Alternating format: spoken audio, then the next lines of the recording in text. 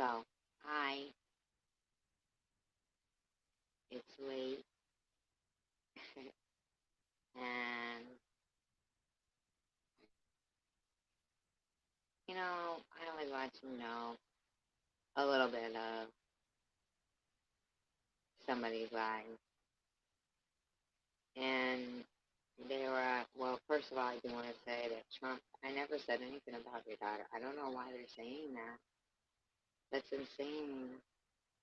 Um, I never said anything about 420's friend. I mean, it's insane, but then it started, you're scared, or you're scared, which is like, okay. No, but that's crazy. So I thought about, doing commentary, but then I thought, I don't know. I don't know. I'm not, I'm thinking that they're kind of ridiculous, in my opinion. Um, these are like over 40-year-old women going, you're scared, to a 56-year-old, 113-pound stage 4 cancer patient. And I don't know them, and they don't know me, although they think they do. They think they speak my truth. They think they know everything about me. We got one who thinks she gives me the permission and I have a GoFundMe or not, and warns me to tell anybody to donate, go anonymous. I mean, this shit's, yeah, ugh. I just wasn't, I didn't want to go there. So what I did was, and I know this will probably be boring, rewatchers, I'm sorry. Um, Rewatchers, I'm sorry, but I definitely hope that if anybody's watching, you don't mind, I'm gonna read. It's called There's a Word for That. The novel. I mean, I got up to page 20 and then I said, I mean, I think it's a good book. I was enjoying it, so I thought maybe I'll just read and, you know, whatever. So part one, I guess you guys saw in the title of the word, I know I'm probably not saying it right. Verschlimmbessern. Verschlimmbessern. I don't know, I'm probably saying it wrong. It's a verb. It means to make matters worse in the process of trying to improve it.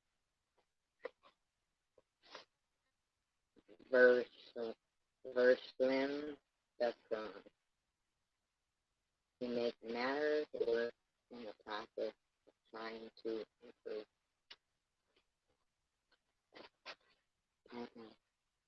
Janine, New York. Janine was lost. The smell of bleach and sweat followed her through the empty halls. She could hear a woman arguing with someone somewhere on the floor above. Or was it below? What floor was she on anyway? She pushed her weight against a door and found herself standing in an identical corridor. That it all seemed familiar struck her as ironic, as she'd never gone to high school, let alone college. Maybe she was confusing the building with a hospital, with its similar organizational system based on numbers and letters that seemed foreign until they became so customary it was hard to believe that they had ever held any mystery. The first time she'd been sent to McLean, she'd been a teenager. But this wasn't a hospital, she reminded herself, envying the sense of ownership the real students enrolled here must feel. She wondered if they were sad when it was time to leave it all behind. She hated endings almost as much as beginnings. Almost. She found the classroom and took a deep breath. Her stomach cramped with anxiety. She was taking a cartooning class, but could barely draw. How like her to pursue a dream for which she had only half the aptitude? Like being a blind bus driver, she thought. Having a good sense of direction probably wasn't enough. Two men sitting on opposite sides of a long table were already inside the classroom, with their portfolios in front of them. Neither of them acknowledged her when she entered. The younger man had on a shirt with the name Seaguy embroidered on the pocket. The other man was middle-aged with a beard and long, fraying ponytail. He was wearing an oversized Batman shirt under an unbuttoned flannel. How could a man live in Manhattan and dress like that? She wondered, trying to imagine what kind of job he had. Subway maintenance? Toll collector? Only transportation would accept such negligence. She took a seat opposite from the two men and quietly opened her portfolio. The silence was broken when three 20-somethings spilled into the room, looking like they'd fallen off an Abercrombie and Fitch billboard. Janine was undone by the unexpected presence of beautiful young people. Wasn't there a separate room for them? They positioned themselves on the table and chairs, reminiscing about some party or art event they'd been to the night before. She felt the space around her expand as her heart began pounding. She tried to recall some of the tools she'd learned in therapy and on the internet. Aware, she said to herself, grasping for the acronym like a drowning child for a floaty. A. Acknowledge that I am afraid, but not in real danger. W. Wait and watch. A. Actions to make myself more comfortable. R. She forgot what the R stood for. E. N. What the fuck did any of that mean? Maybe R stood for run. She wasn't ready for this. Watching the performance of these three young hipsters was quickly exhausting her reserve of sanity. She looked over at Bigfoot as she'd taken to thinking of the bearded guy with the ponytail.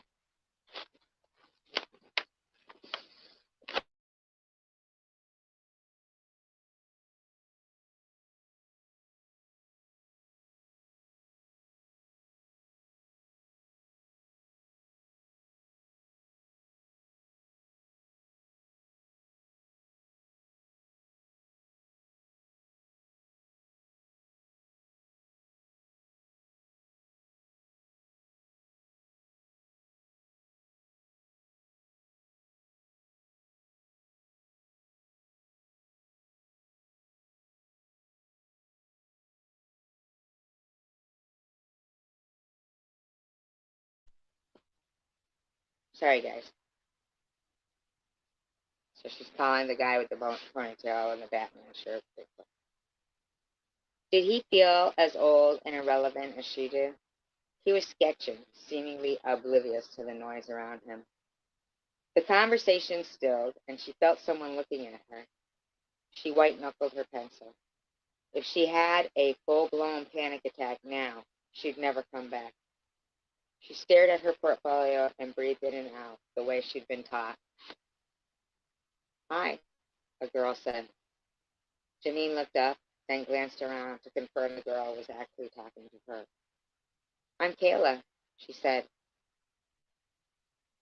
Janine said, envious that simply being kind was enough to make a pretty girl like Kayla seem generous.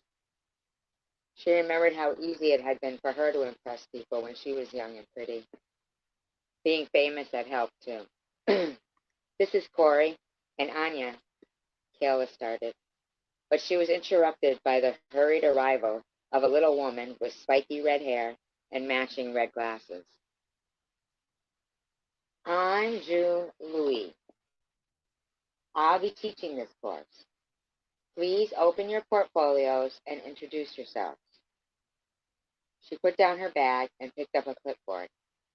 And tell us a little about why you're here, she said, looking at Bigfoot. I'm Mike Hemingway, he said. No relation.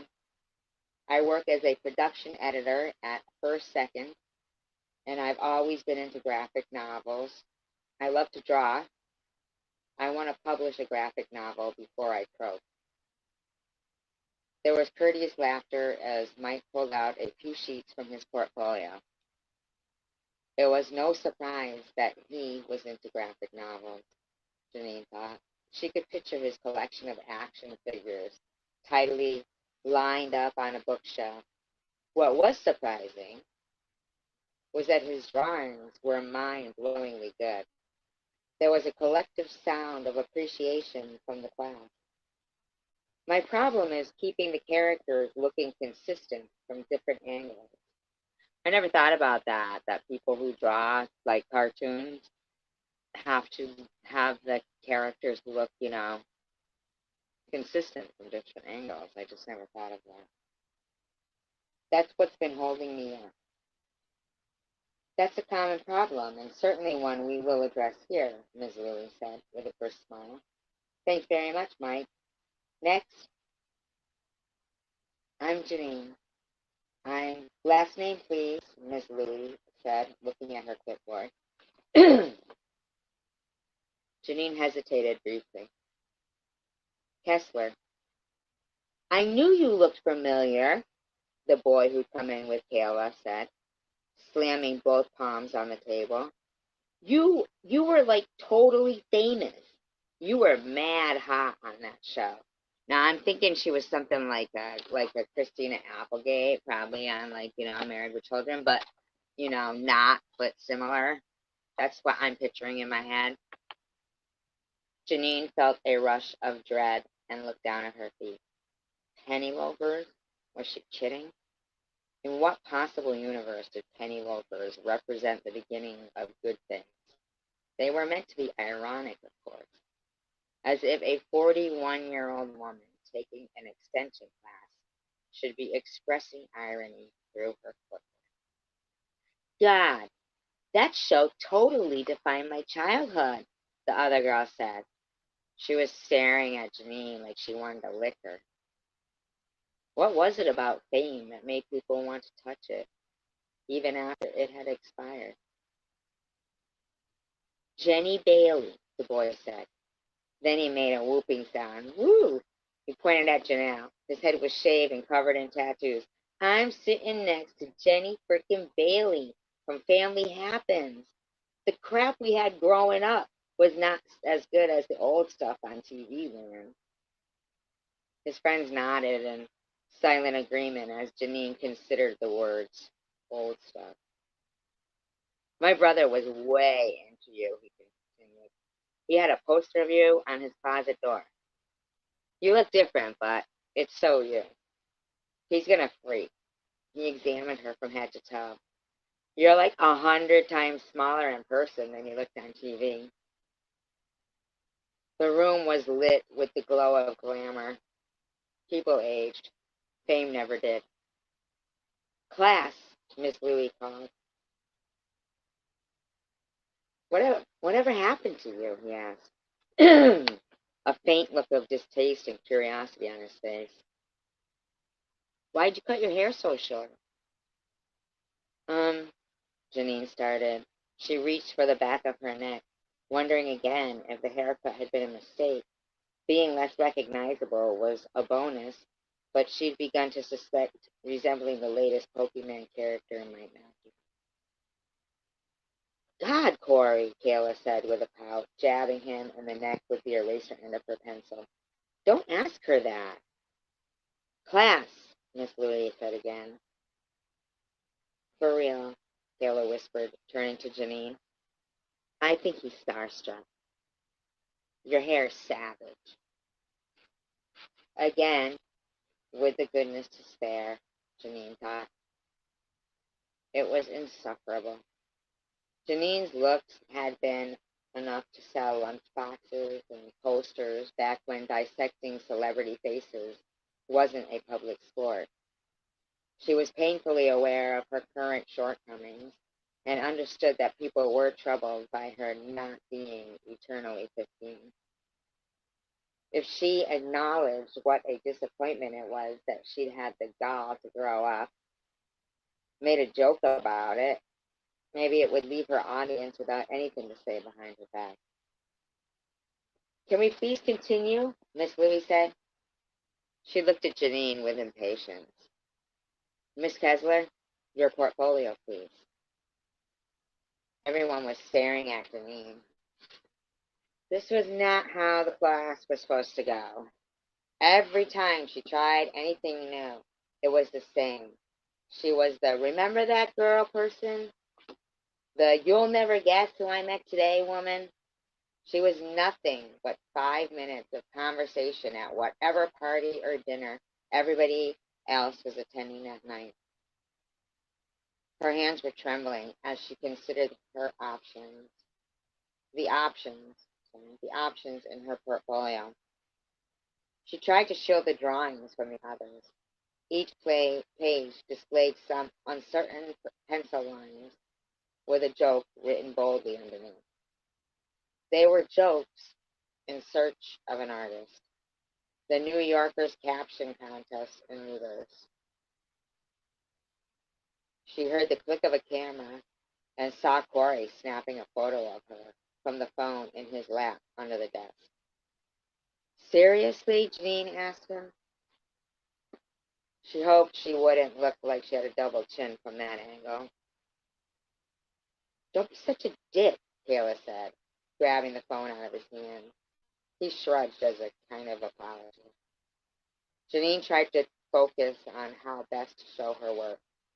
Nobody said anything as she silently flipped through her papers, looking for something presentable, struggling to keep her hands steady.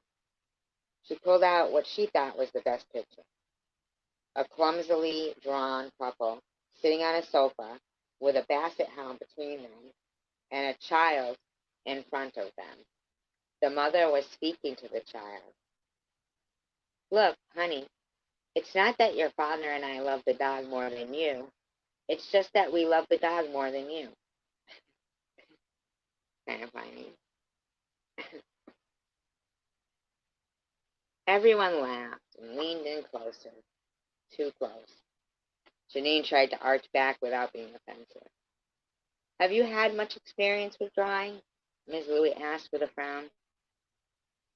No. She bit the inside of her lip until she tasted blood. Sometimes a life drawing class is the best place to start. You see, once we are cartooning, we are exaggerating the phenomena. So we need to be able to actually capture reality before we can successfully distort or exaggerate it. Do you understand? Janine said, not trying to cry. I thought if I could develop a style, then I could work around my inexperience. Ms. Louie's laugh was patronizing. It's not that simple, Miss Kessler.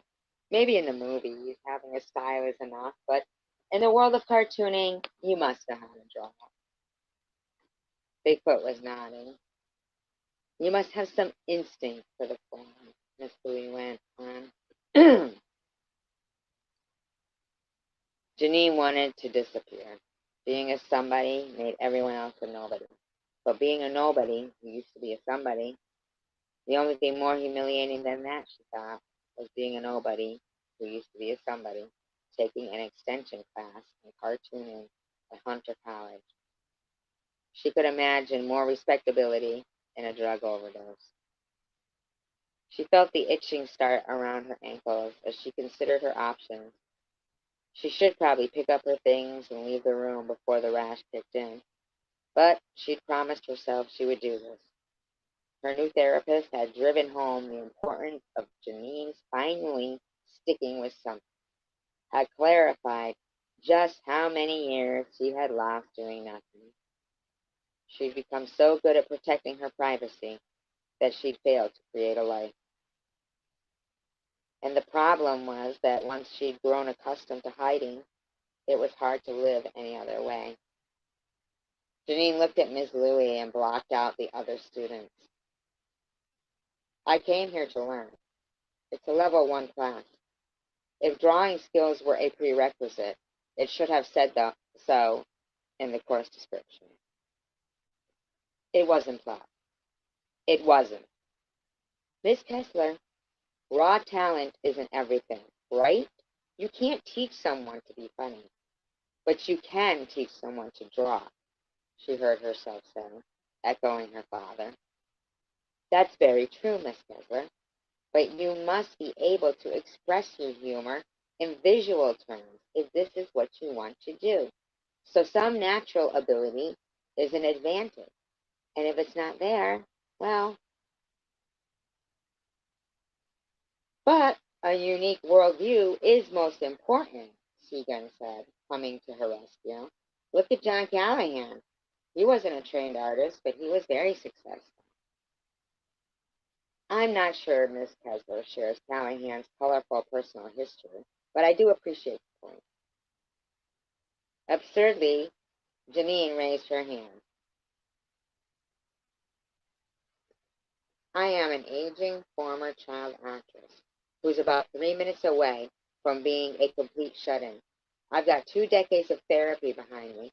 I subsist on a steady diet of pharmaceuticals, and I have a stint at a mental facility under my belt. My history is colorful. There was nervous laughter. Nobody knew she was joking. Janine thought of tossing in her mother's suicide too, but she'd always disliked watching that shock register. The compulsion to voice the matter pragmatically, effectively punishing people for asking too many questions, wasn't worth the trouble of having to assure them afterwards that she was fine. Anyway, it was obvious she wasn't fine. She'd never been fine after the show. Her father had been right. Is there anyone other than Miss Kessler interested in text comments? I am, Taylor said, smiling at Janine. Well, let's see what you've got then, Miss Louise said. Janine made herself look beyond Kayla's well-sketched drawing to the joke below. It was forced and unoriginal. You can't teach funny, she heard her dad say again. Nobody was looking at her anymore.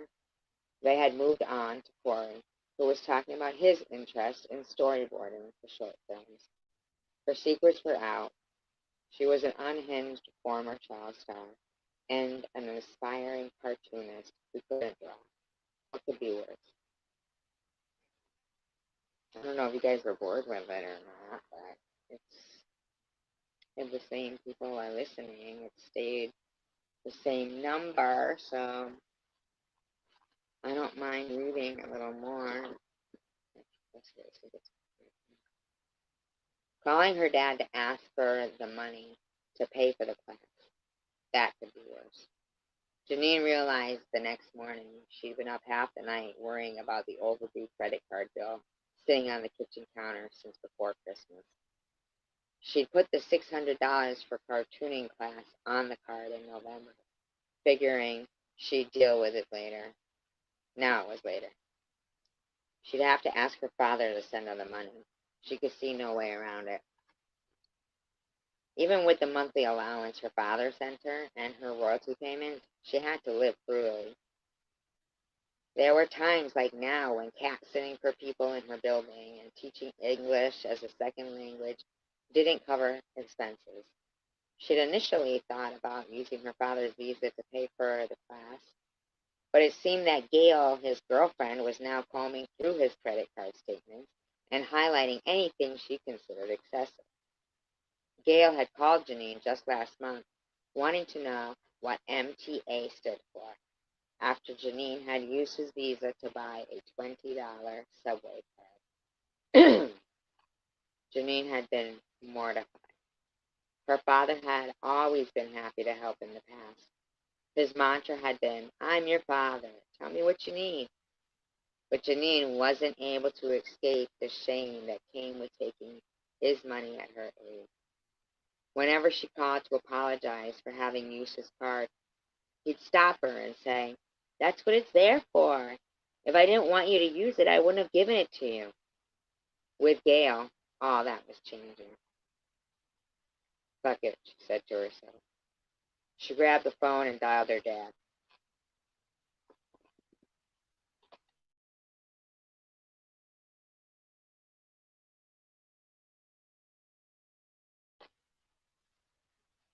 Gail picked up. She'd taken to answering Marty's phone lately, making sure he was never available when Janine called. "He's sleeping, sweetie. You're up early." "Busy day." "Really?" Gail asked, with an astute incredulity. You know what I mean?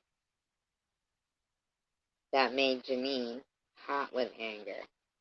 "What's on the schedule?" "Just stuff." She knew that swimming laps, going to therapy, and buying coal erase pencils for the cartooning class wouldn't constitute busy by most people's standards. Not that Gail was in any position to judge her. "Is it that hard to imagine I have things to do?" Janine laughed, failing to sound invulnerable.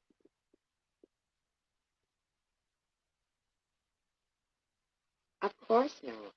I was just curious about what you were up to."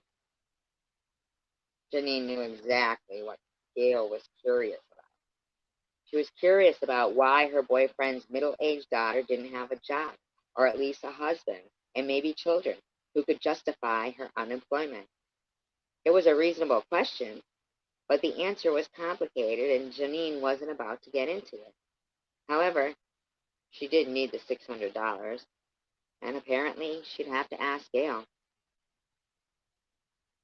"Hmm, do you know how to type?" Gail asked, once Janine had explained the situation. "Type?" Janine asked. "I'm going to be a secretary?"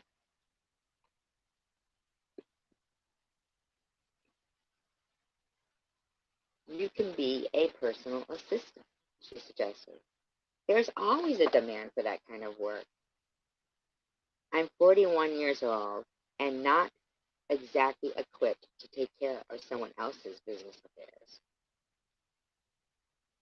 "You go be someone's secretary, you mercenary bitch," she thought. Janine had initially imagined that Gail might be good for her dad. She was a longtime friend, almost appropriate, smarter than she was attractive, and comfortably well off following the death of her second husband, Bob Engler, a few years earlier. Only once,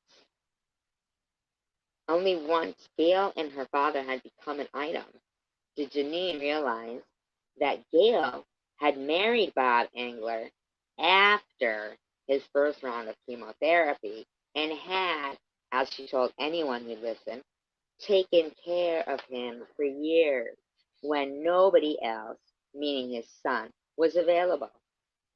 "It's not like Bob had dementia," she would explain when forced to confront the raised eyebrows at her having inherited so much after a relatively short marriage. "Cartooning just seems so specific," Gail continued. "I guess. What about nursing or teaching?" The conversation was like the lowest point in therapy, a humiliating analysis of Janine's limitations that made her want to evaporate.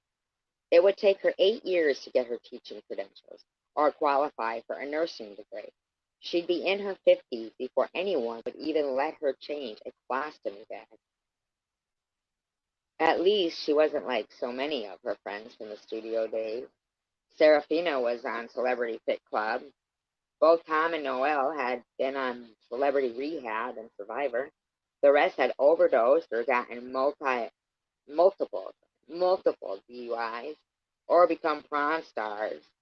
A few had done all three. She'd rather be dead than humiliate her father like that.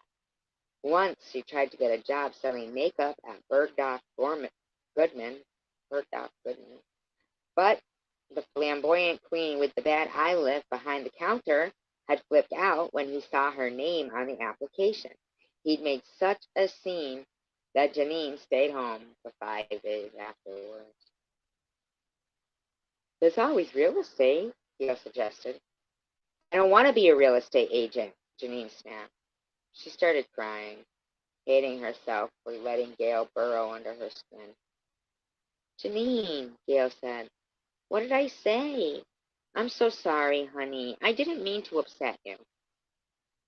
Janine didn't think anything Gail did was accidental. The woman scheduled her dinner parties based on the post-op recovery time from her sundry plastic surgeries. Let me talk to your father, Gail whispered in a conspiratorial tone, as if Janine needed Gail to ask her father for permission, as if Janine couldn't speak to her dad directly, as if Gail were the new century. The next day, Gail left a message on Janine's machine. It's all taken care of, honey. The money was wired over this morning with a little bit extra. Go buy yourself something nice from us. Us, Janine said out loud, even though she was alone. She deleted the message and looked out the window. So, Gail was the new century.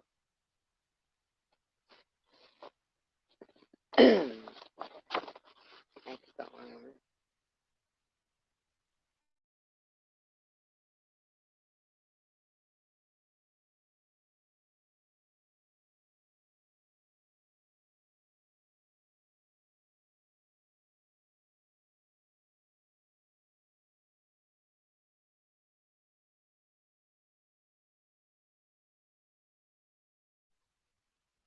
I mean, if you guys like it, maybe put a thumbs up in, or a thumbs up. Like if you're listening, like, I don't know, maybe just whatever. It's fine, but just yeah.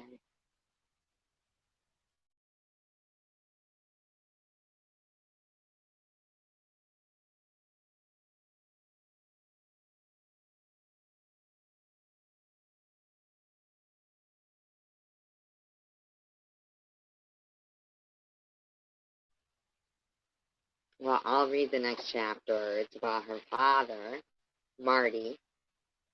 This is now in Los Angeles, not New York.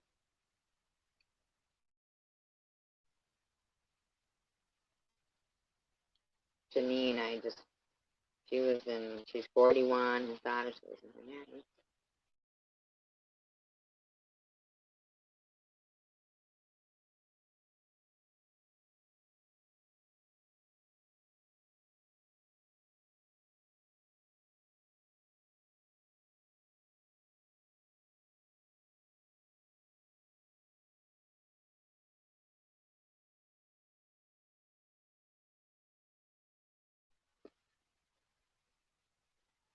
I'll just go in, Marty said, smiling graciously at the receptionist as he walked past her and down the long hall of partners' offices. Marty Kessler was the only client who just walked into Ed Rothstein's office. Not even Tom Hanks did that. Ed Rothstein was a hot-shot attorney now. His law firm represented everybody, but it was Marty who'd given Ed his legs. Ed had been green in 1975, but Marty had liked him immediately. Marty's career success was based almost exclusively on instinct and intuition, so why shouldn't he take a gamble on his attorney? It had been a smart bet. Ed was a good lawyer, an honest lawyer, something Marty had always thought was an oxymoron. Back in the day, when Marty was an executive on the rise, and then, quickly thereafter, one of the most powerful producers in Hollywood, everyone wanted to use Marty Kessler's people. He couldn't entirely take credit for Ed's success. but a thank you from him every now and then would have been nice. Now, Ed was in the power seat, and Marty was a useless old fossil. But he'd be damned if he'd let Ed push him around. Ed had been trying for months to get Marty to come in for a discussion about the sad state of his finances and the importance of scaling back on expenses. Marty didn't want to talk about that. He'd had so much money once. How was it even possible there was so little left? Marty walked into Ed's office and reluctantly took a seat. Despite Ed's success, his office hadn't changed much over the decades. The room was humorless and stodgy, dark and lined with books. It still had the same Persian rugs, the same leather tub chairs, and the same mahogany partner's desk. It even had the same executive paralegal who'd always worked there, Lynn. She must be over 80, Marty thought. He knew the most expensive object in this office was the Tiffany Nautilus desk lamp he had given Ed on his 50th birthday. He admitted, I'm sorry, no, he admired, he admired the patented base. I don't know what that means. He's looking at the lamp, trying to remember how much he'd spent on it. $7,000? $10,000? Imagine though if it got broken. I mean, like, that's like, $10,000 lamp gets broken. Or you wear some diamond earrings and use one. Come on, simmer down over there. Lynn walked in with a cup of coffee for him. She put it on the desk, and he stood to give her a hug and a compliment about her new hairstyle. She blushed and scurried out of the room. About your portfolio, Ed began. Marty tried to reach for the coffee. His hands were too shaky. Why the hell had he skipped his morning bump, he wondered, looking at Ed and folding his hands in his lap. He'd try again in a few minutes. I don't want to talk about my goddamn portfolio, he said, clenching his jaw. Will you just hear me out? Ed asked. You've got to promise me something. With all due respect, and I know you and Gail are getting serious, you cannot get married again. Ed tapped Marty's unopened file. These divorces are cleaning you out, not to mention the aftershocks. They both knew Ed was alluding to Marty's multiple stints in rehab following his most recent divorce from Elise 7 years ago. By the time Marty had realized that Elise was a serious drug addict, so was he. She'd been right about the effectiveness of even a little heroin for his back pain when the Percocet stopped working. But how the hell had a man of his stature and supposed intelligence ever agreed to that first role? What the fuck had he been thinking? Elise had been a complete catastrophe. The greatest blow being that he'd given her nearly $20 million of his fortune when the marriage fell apart.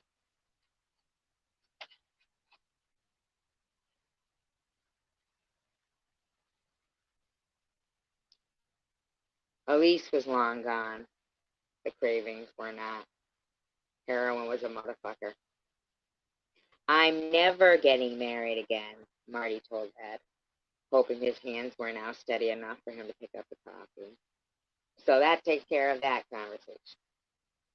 He successfully seized the cup and took a sip. It needed more sugar. I've heard that before, Marty. 3 times, Ed said, holding up 3 fingers. You told me you're never getting married again 3 times. I was single for 6 years between Pamela and Karen, 19 years between Karen and Elise. That's a hell of a decent one. Single? Ed laughed as he ticked off the names of many women who had populated the years between Marty's official appearance. Virginia, Ginger, Heather T., Whitney, Kelly, Heather B. I didn't marry them, Marty said, irritated. They were friends. Expensive friends. Cheaper than inexpensive wives. Ed smiled, ceding Marty's point. Marty had been officially married 4 times, although most people didn't know about his first wife. Ed was one of the few people left in Marty's life who knew he'd been married before Pamela, way back when Bunny Small wasn't a household name and a perennial fixture on a bestseller list worldwide. That marriage hadn't lasted a year. Anyway, Marty continued, since this isn't about my getting married, so I'm assuming that she probably comes from his first wife. I don't know, they haven't mentioned the mother yet, who the mother of Janine is yet. Who knows?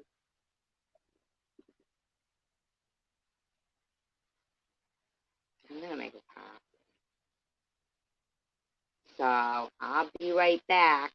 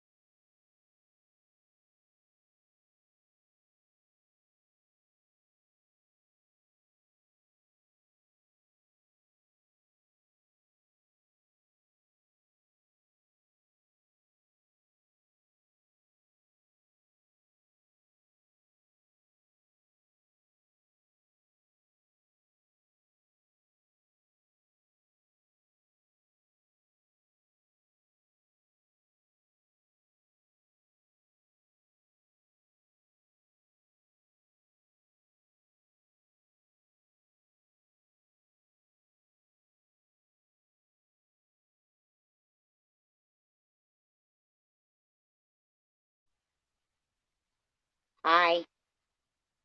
I'm good. How you doing? How you doing? I was making coffee and realized that I forgot to pick up creamer. So I had some milk and I couldn't find any sugar. Because usually I buy flavored creamer. Oh, this is going to leak because it's got a crack in the cover. I guarantee you it's going to leak on me. You still here? Really? Damn. Damn. It's going to leak on me.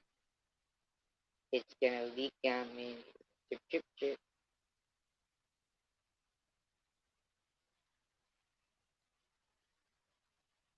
You okay? You go out tonight?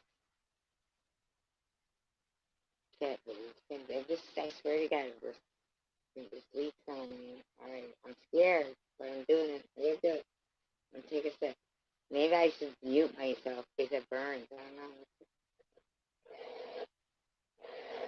So you know what I did because I didn't have no sugar? I put blueberries in there. Smells really good.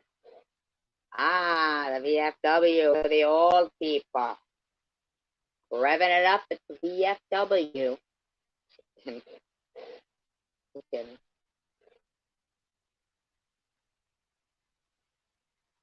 I feel like it's gonna burn me. Oh, look, see, it is coming out. I'm scared. I gotta take the lid off because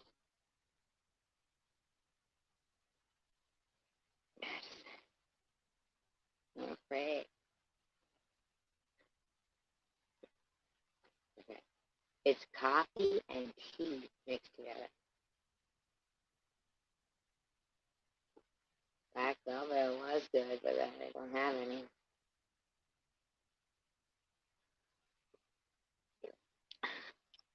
I probably could use another one of those tea bags. It's just not sweet enough. Yeah, I can't find any sugar. I was reading and boring everybody with my reading. Did you hear it? Ah, will you listen to me reading?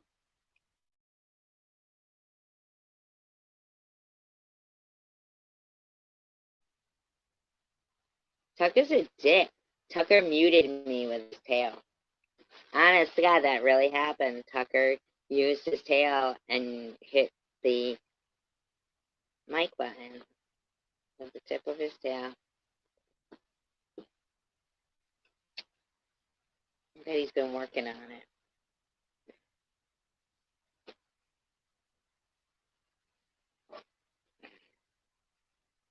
Why are they all surrounding me? What's going on right now?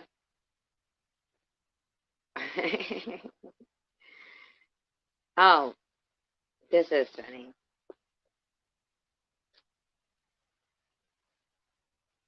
Coward. Somebody in the community was wondering why, if I have two cats, do I only film myself taking the dogs out? Why does the dog get to go everywhere? Why don't I take the cats out and make videos of them? Now, isn't that ridiculous? Why is SG required to drive around with two cats? Nobody else is.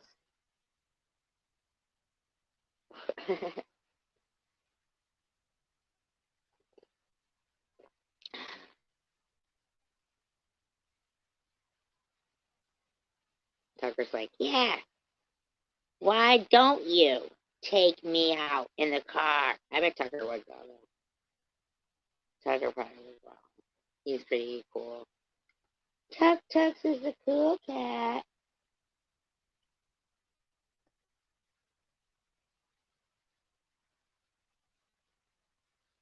Lulu, I'm mailing to Janelle. Mailing to.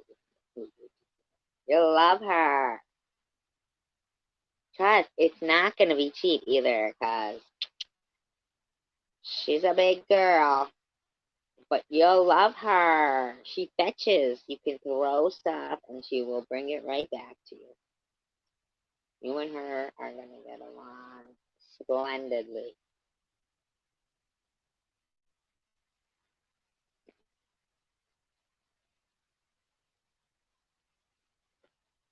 What have you been doing? Missing me? When are we going to the cemetery again?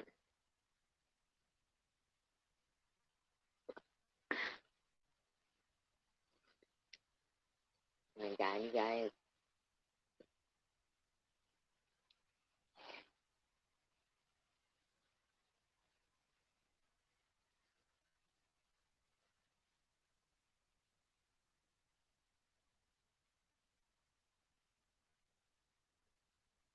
What do you mean, what's going on? Okay. All right. Truly, truly, let me just say, I'm kind of dying to do a little bit of. See, I lured them into the whole reading the story, and then they all fell asleep, and now, dun dun dun dun. Disclaimer: I do not own the audio here, but I just wanted to play just a little bit of it because it's so kind of strange to me. Used within Fair Use Act guidelines has been altered in speed and is being used for commentary, educational purposes only.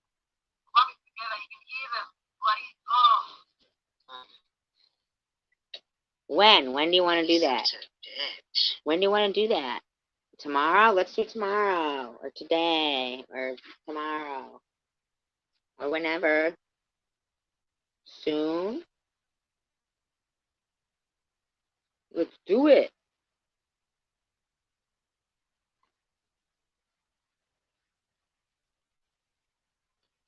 I call Herb every day for money. I don't even call Herb. I don't even know his number. What the fuck, man? They might have been talking about Sharon there, though. I think they were talking about Sharon. Oh, next week. I think they were talking about Sharon there. I think I didn't see the chat. So. My bad. Oh, all right. Next week. Fine.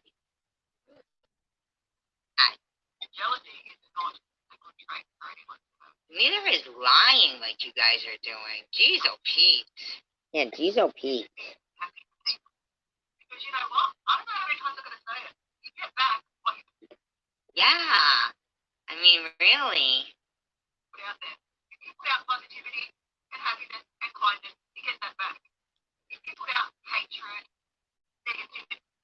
Do you think she's getting kindness back? I mean, sure, the Beebs is showering money down on them all. And it's kind of funny to see, like, people who weren't coming around now, like, they'll go around there, like in Legion. He's up there all the time now, because he's the, like, eye and, you know, the Beebs and stuff. And so then you got a couple other ones, too. And it's like, Beebs, I'm not mean enough for that lady. That's what it is. And I'm fine with that. I don't want to be like them. That is what that's what you're going to get back. I don't know how many times I've told you.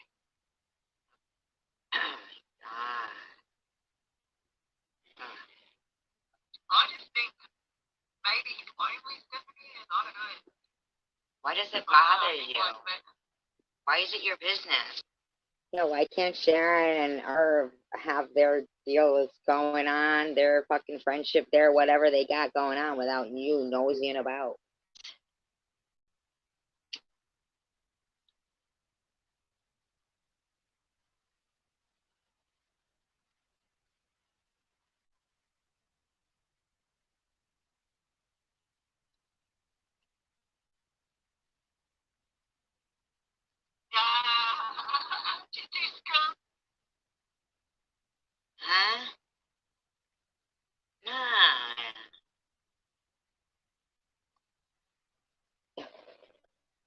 some shit right there. Like, these ladies are crazy. That face, man.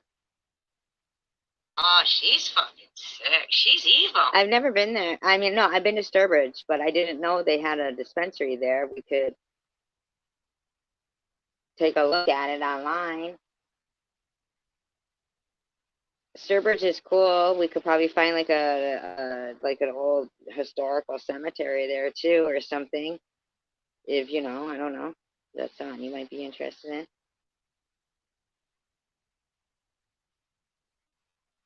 She got evil in her.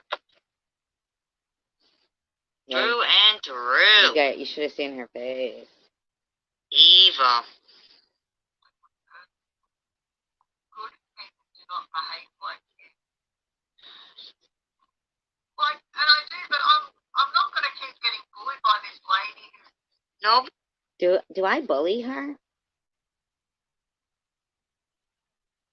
Like, can anybody tell me, like, do I really?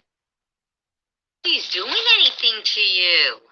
The only way I get to go visit my teacher in America. Oh my God, I already said. Of course that wasn't true. It was fucking... Like, she just keeps wanting to say that she's gonna have to suck dick to come to America. Like, dude, I was just saying that being facetious, but you're acting like you have to convince everybody, like, so much that I'm kind of wondering if I kind of hit a nerve, and maybe now you're all like, oh shit, she found out, she knows we're gonna, make a few home movies and do what we do.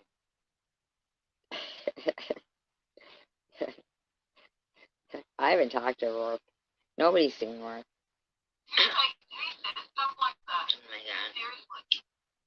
You, because I haven't said it. I said it was like a joke. I was being facetious. Like, of course I wouldn't think that of you, but you've been talking about it now, like, trying to convince everybody that now I kind of think, I don't know. Sucky, sucky. Oh, so just kidding. Yeah, don't worry, simple. I've got audio for days. Oi, oi, oi. She fist pumped. She fist pumped her stalking behavior. Oi, oi, oi.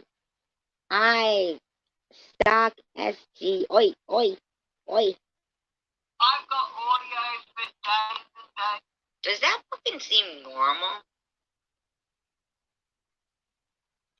Man. And then the pumping the fist in the air. Oi, oi, oi. Ba-na, ba-na, ba-na. She's like a roller derby queen. God. Stay on her. She can't think that I'm cool, okay? Yes, it is. And don't blame that on me, Amy. That's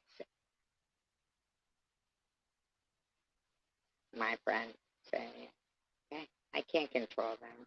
I can't control. Oh my God. Actually, you weren't included in it. Well, you could be for, like, the civil part, yeah. Oh, cops knocking at my door. I don't have to... You wouldn't be about cops. It would be civil. See, you need to stop.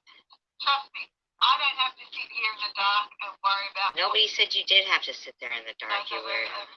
Why does she have to sit in the dark?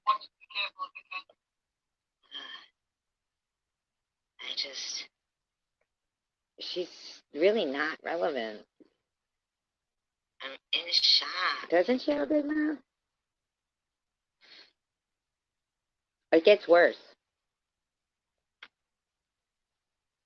I'm in shock. At her. That this woman She's never like stops. Almost 50. They never stop. You know what? I don't know how many times I'm going to say it. You get back,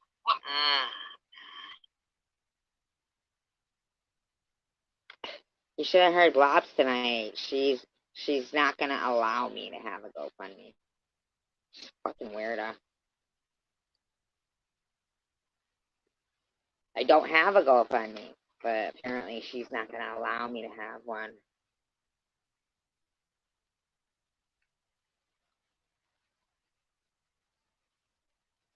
Like, who says stuff like that? Like,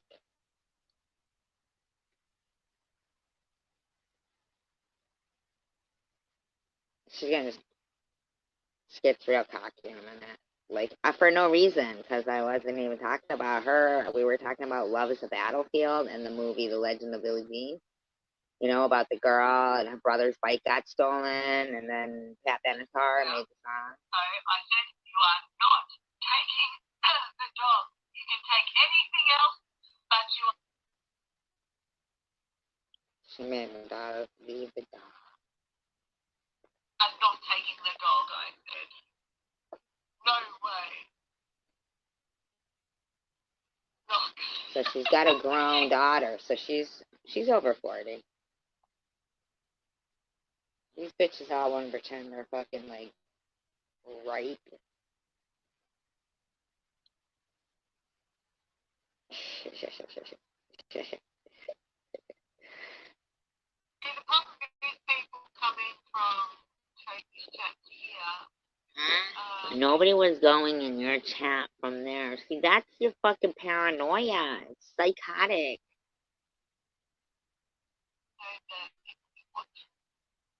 I don't even think I was live then. Maybe I had just gone live. I don't know. She's psycho.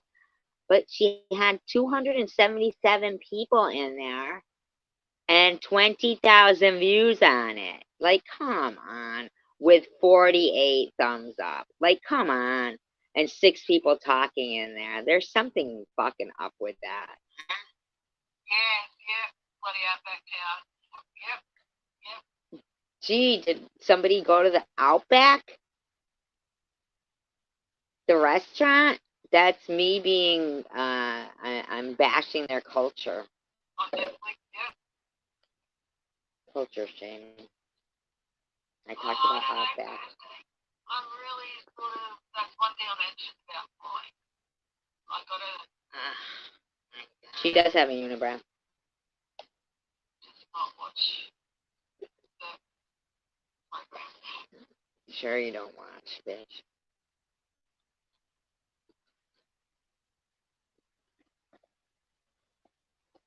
Shit. S.A. Okay? And then she went back to the band, and she says that he has a history of DV.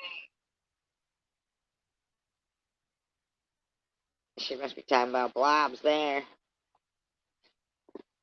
Did you see what Bible said about her husband?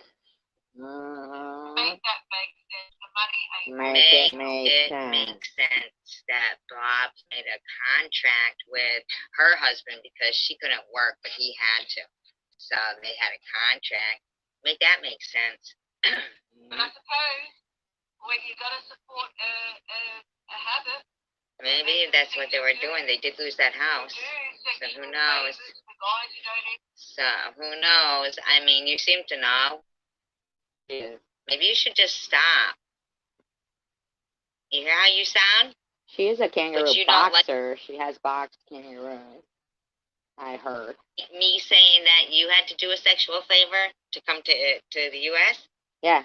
See? So, because you're saying Sharon has to do sexual favors, but you get all offended if, like, jokingly, facetiously, I said something like that. But you can sit there saying it about Sharon. You see how you are? Amy? That's why we do these things. So you can see your hypocrisy.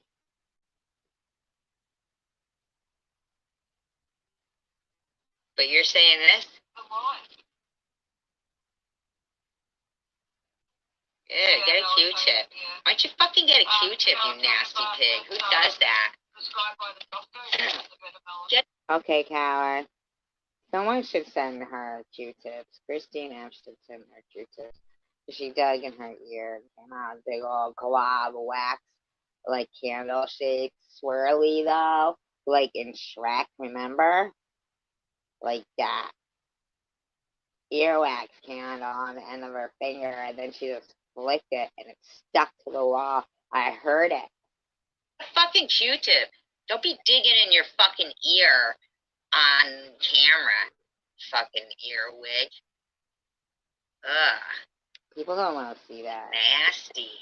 People don't want to see that. Nasty. Who does that? Sticks their fucking finger in their ear and fucking digs around in there. Fucking like, simmer down. Yeah, ear digger. Christine, Amy needs some Q-tips. Can you send her some Q-tips? Please? Amy needs some Q-tips. We have some stock? Nobody wants to see that. Nobody wants to see that. Like, come on. She needs fucking Q-tips. Would you get her some? I mean, really. Really. Give her finger a rest. It made a pop when she pulled it out of her ear. Made like a popping sound. Like that. Just like that. When she pulled her finger out of her ear. A big old squiggly earwax candle on the end of it. Licked it like a booger. See, she even thinks it's sickening too. She thinks she's gross as well. Don't do it. Do not do it. Don't do what? I bet she might do it.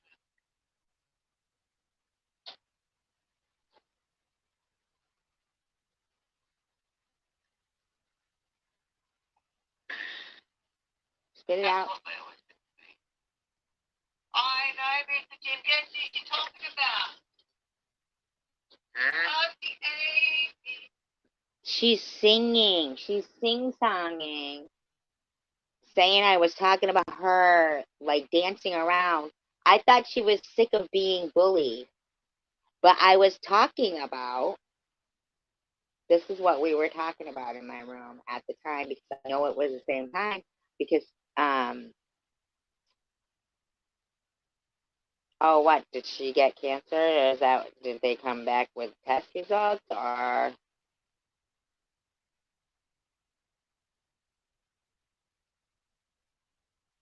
I don't know. I'm always inside your head. But you're not. Only when you act like a fool like this. No, that's sad. That's too bad. Didn't they abdicate? Oh, Kate Middleton? Oh, wait. The other one abdicated. So that one is married to William, right? And there's Harry and William. Yeah, that is pretty sad. She's a young one, too. Isn't she young?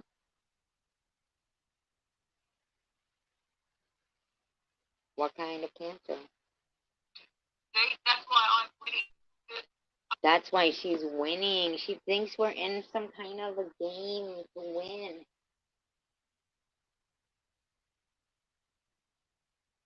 Amy, at that moment, I was talking about the movie The Legend of Billie Jean and the song Love is a Battlefield.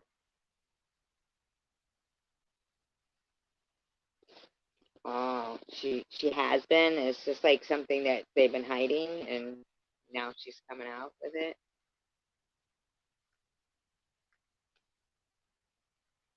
I turn this off, and I go about my life. Really? Really? You were thinking about me at the gym. You have hours and hours of audio. And you thought I was talking about you then. But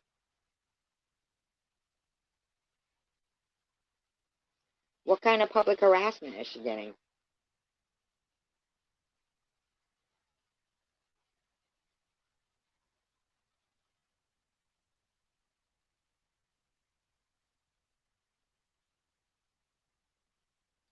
That's weird. What kind of public harassment?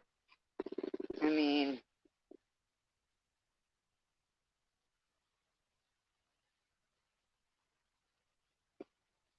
saying she is what? Saying she is, uh, that's a typo there, right? Saying she is, um,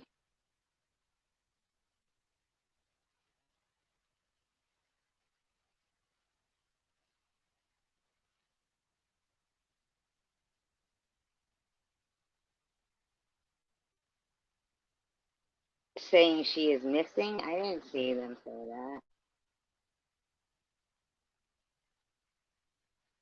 I thought that, that Richard Simmons didn't, like, I heard recently somebody said, oh, they were saying Richard Simmons is missing, but he has skin cancer or something. But the thing is that Richard Simmons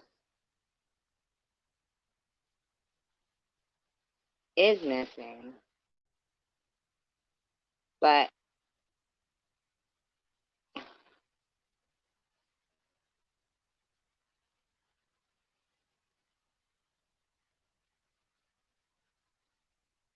I mean, I'd have to read more.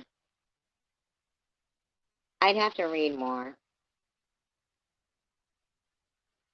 No, this is my friend Al Pacino. You didn't block him, did you? Don't block Al Pacino, coward. You're not blocking people, are you? Have you been blocking people tonight? Uh, have you? You're not, right?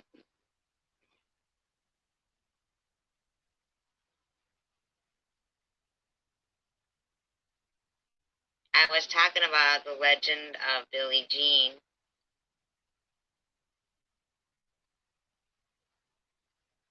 Hello?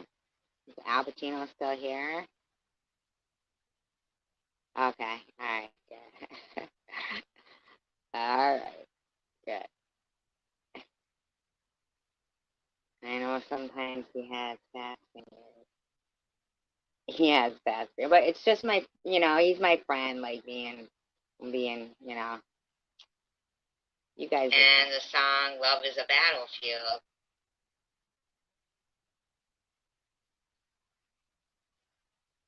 I don't think that has anything to do with you, do you? I don't think so.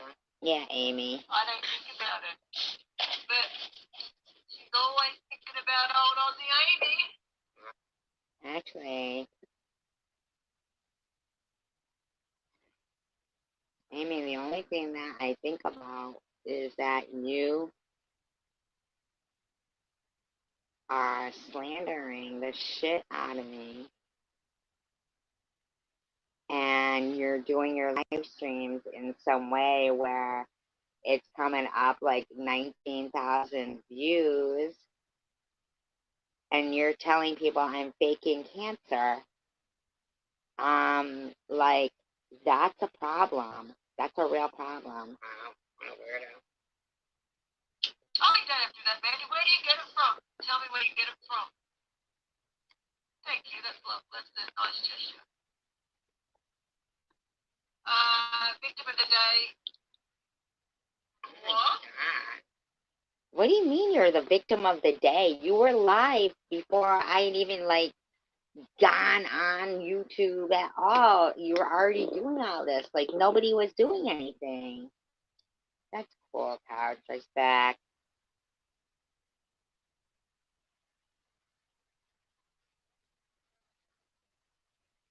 Ever since George passed away, that's who I would, go out and see bands with and stuff, and that sucks.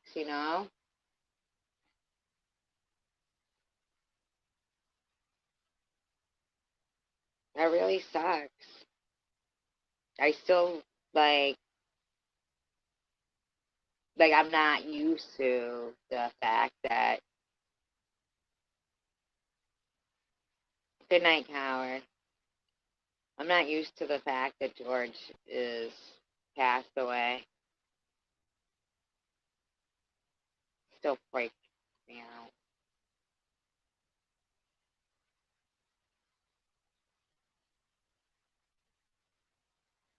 Still, like, sometimes will, like when I'm doing the multi-puzzle thing, the multiplayer puzzle, jigsaw puzzle, and, he had the same app on his phone so we could do puzzles together.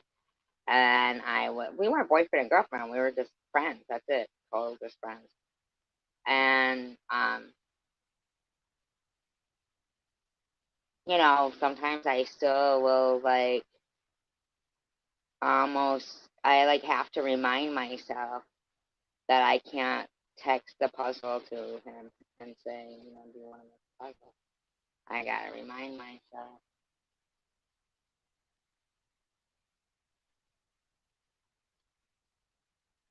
It's so fucking weird.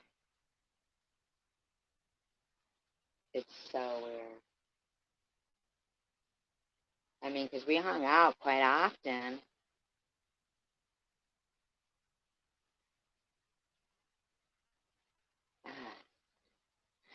I really thought, like, he was gonna get better. Honestly, I feel like as soon as he got diagnosed and he was, like, listening to what they told him to do, he got sick. Like, he didn't look sick.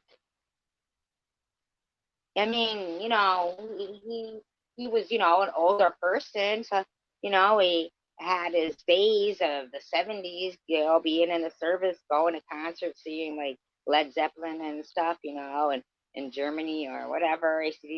I don't know, I mean, drinking and stuff, when he was young. I mean, whatever, but still,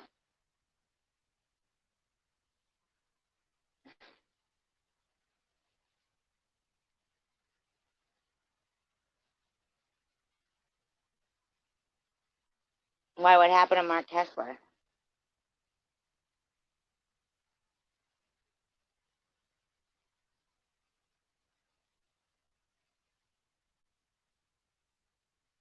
What are you talking about, Power? What happened to Mark Kessler?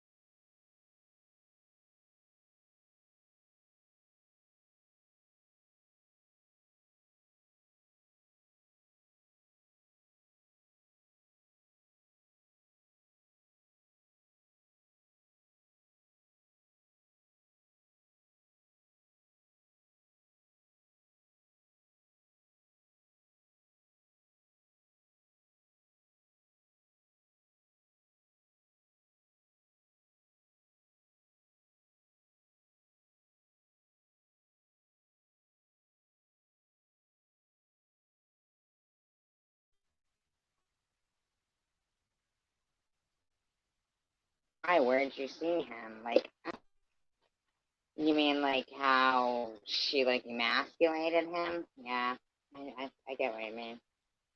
I see where you're coming from. But yeah.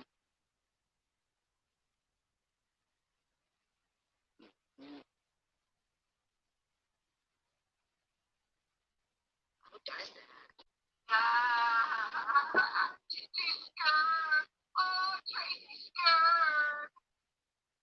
Who does that? How am I bullying her?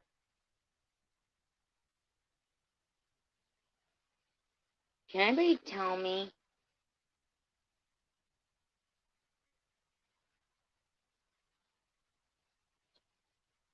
Oh my god.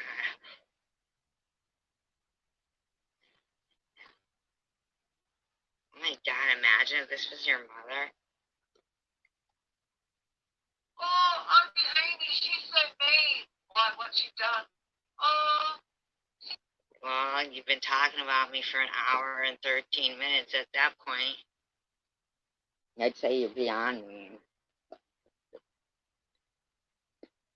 And when I went live, at this point, I'd only been live for, I don't know how long. Not too long at all. And we were talking about the song Love is a Battlefield. And the Legend of Billie Jean. And someone came in and said, that's so weird. She's over there saying you're talking about her right now. Like, that's the only reason why I know the exact thing that's going on. Because you're fucking nuts. You're crazy, lady. She just mean. What has she done to you? Fuck off. She just mean. You see how you sound? Fucking weirdo. You're mad because Sandra said, see, Amy's just mean. And this is what you're doing? This is all because somebody said you were just mean? But you had already, like, called Tanter, like, repeatedly, like, lower of the low, all kinds of shit, and your whole, like, chat was fucking slamming her. And then, like, I don't get it. I'm not understanding this right now. This is all because somebody said you were mean? This is how you act? Fucking crazy. Why would you be yelling, am I scared, if you weren't doing anything to me? Like you sound all proud about it or something. Oh, God, you're gross. Ugh. Oh, they do here Thursday. You get different. I think the pharmacist told me that too. That the melatonin that you get prescribed from the doctor is good. Get some. Go to sleep, lady. Yeah, you guys say. Just sleep. Do something. Get some. Work. Whoa, White House girl, she's gonna be running. I'm gonna be running? I'm gonna be running?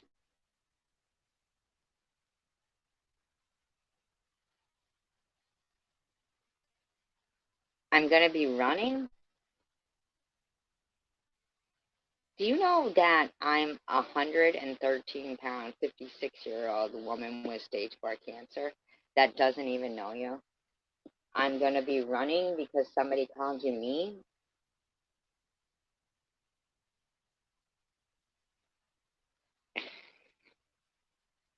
Oh, she's scared. She's scared of baby. She's scared of Christine.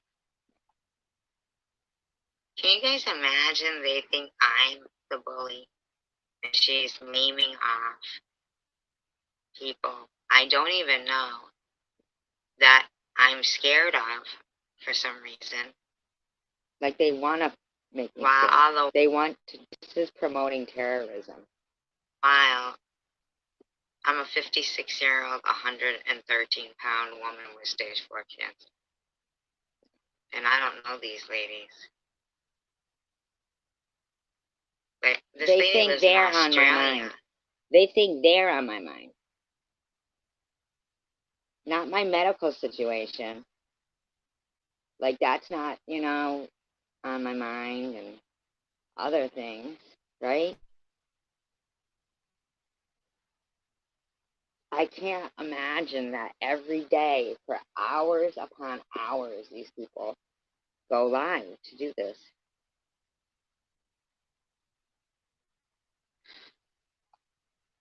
She's scared. Wow. I'm What screwed. am I scared of, lady? When is the next full moon? I have it on my calendar. When the next full moon is. I don't think we can buy melatonin at the grocery store. I think you should buy it. We can't, can we? Had a scheduled one. Big, huge one. So I thought, actually, better put it back an hour so I've got plenty of time to get off. And yeah, by the way, you sure. saying that it's against terms of service for people to report a live stream prior to, I never said your name. I never said Bob's name. I think it's pretty, egotistical to think I meant you. What do you think? You're the only person in the world? I mean, serious.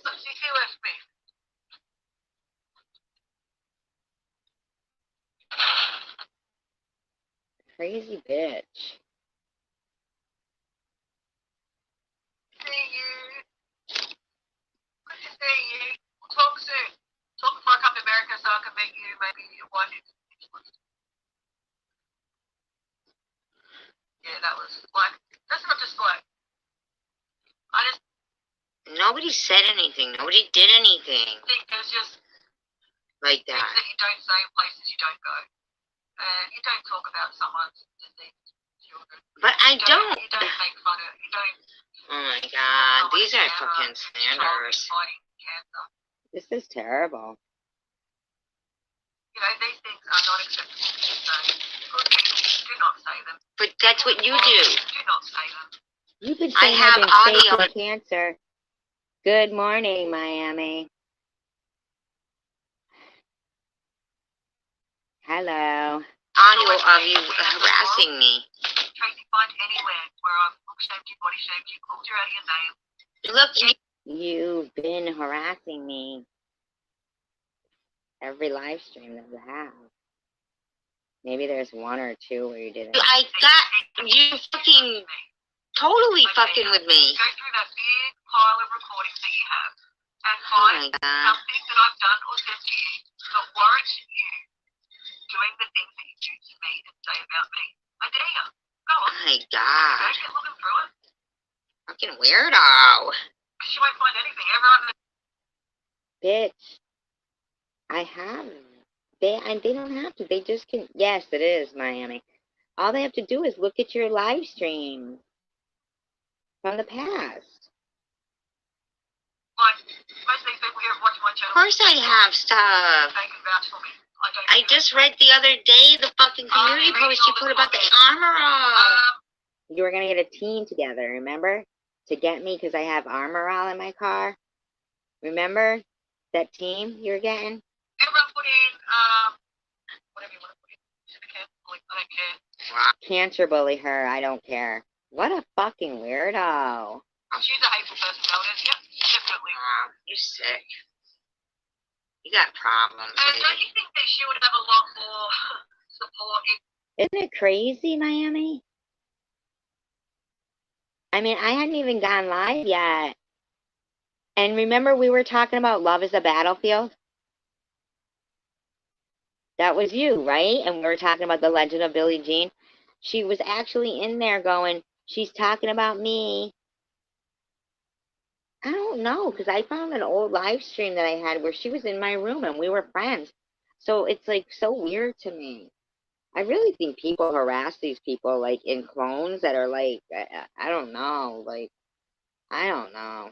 She was a nice person. I like my support. Don't worry about it. I'm sure she's having a conniption over there about me getting. Actually, I wasn't. Nobody was having a conniption about you having results. Come on, man. Oh my god, you're fucking weird.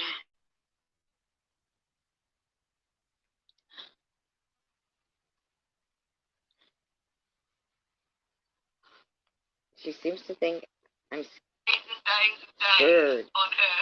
She hasn't got a. I didn't know Mandy Crouch is from Australia. I never. Hi, Angel baby. I don't even know what you're talking Oh about. my god. Oh, cops knocking at my door. I don't have to, trust me, I don't have to sit here in the dark and worry. Bitch, I don't even know where you live. I mean, Australia's a big country. She looks like a street map. Okay. What do you mean she looks like a street map? Oh, because of the news? Yeah, I know what you mean. Yeah. About cops knocking on my door. Wow. God, see, you're not being bullied. You don't sound like you're in any kind of fucking distress. You're fucking yucking it up over there, fucking raking it in like crazy. You gotta ride your kangaroo down the shops, man. You're gonna ride your kangaroo down to the shop? Yeah, I know, so I can't listen to her. She gives me a migraine. And what I do listen to is disgusting. I think you're disgusting and your room is mean. Trust me, I don't have. Why is she telling Mandy to get on a kangaroo? I don't understand this. In the dark, worried about cops knocking on my door. Yes, where he wants to go. Koalas. I don't even know. What the fuck? She doesn't have. Wait a minute. Drop B. What? She's going to punish you, BB. Get your lawyers ready. She's meant to, like. Yeah, what the fuck is this?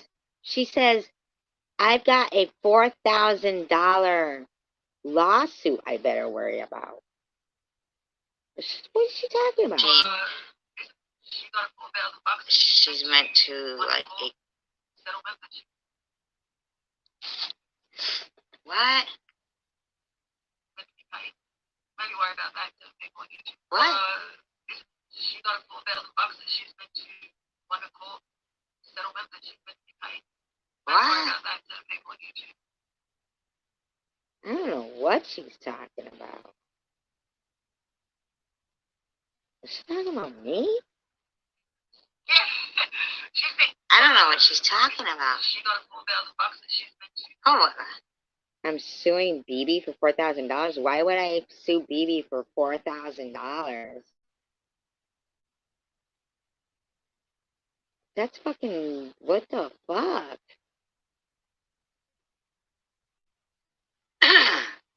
I know, right?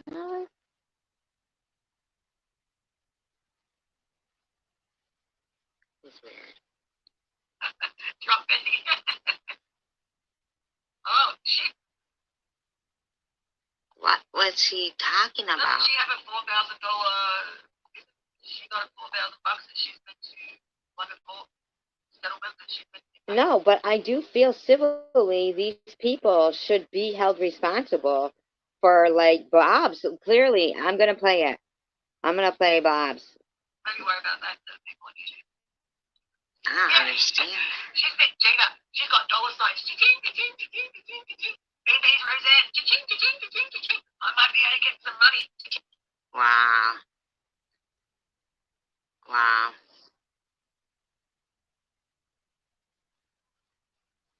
For over a year, you have been telling people not to donate to me because I don't have cancer and I'm scamming people. You think we believe that you got 19,000 views and there's 5 people talking?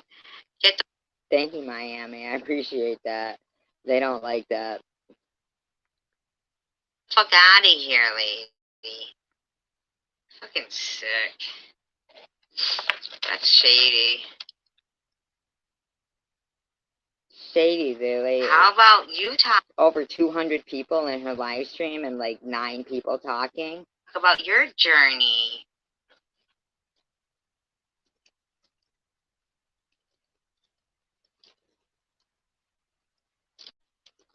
Maybe. I don't know if she does. I know I don't. But Wow.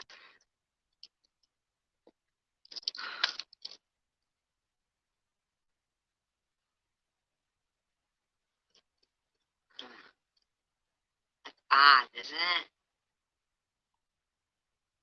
she is off the chain. Fine. Okay. She's a nut.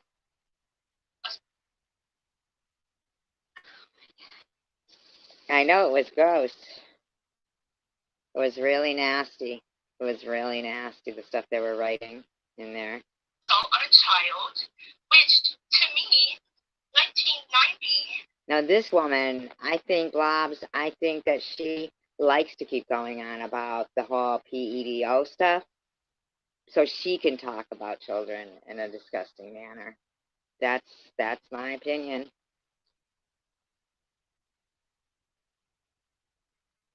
Oh, what is this she's showing? What is this?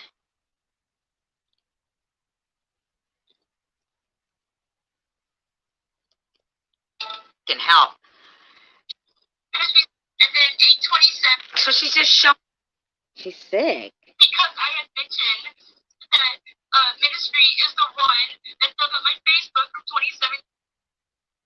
So what, bitch? You be digging in and harassing people all the time. Shut up. Who cares? Bitch, it can't be everyone. You gotta fucking pick a person. Who did it? Huh? Or you just want to blame everybody for something? So I said that she was the one, and that's the punishment I get. That's the punishment I get. Shut the fuck up, you pig. I don't like her. God, you're a fucking hideous piece of shit is what you are. You are. You told the truth that I was the one that dug up your Facebook, so I'm going to punish you for telling people. No, see, the truth was what you wrote. And you're pissed that it got put out there because you're a sick fuck. What are you fucking blubbering about, you fucking pig? Oh, God, please. Please, God. Please, God. It's like, really? I tell people the truth and I get punished for it? Please. No, ministry told people the truth. So, okay, so if that's the truth, now, so I thought you were lying. Now, what is it? You don't get it all these ways. You're a fucking psycho, lady. Please, God, do something about this woman. Please, God, please. I'm just saying. This is one of the... I'm just saying. She's crazy. Grossest things I've ever seen in my life. Like, they is this could make fucking her, like, maybe her, like, hoops get stuck on her mustache and her mouth get, like, kind of stuck together. If her hoops got the bottom lip got hooked on the mustache above her lip, then, and it became a big knot and she couldn't get out of it and talk. Let's see. 2005. Oh my God, she's just making shit up, and that poor dog is totally doped up back. Yeah, behind her, the dog for 5 hours doesn't move. All doped up so this bitch can be on live and talk about other people's animals.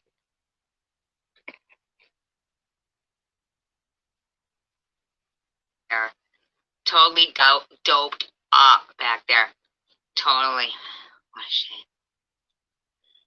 What a fucking... Worth this check. 2005. Driving while revoked. Oh my God. Fucking nasty, nasty lying. I hope you're alright here, Al. Skank.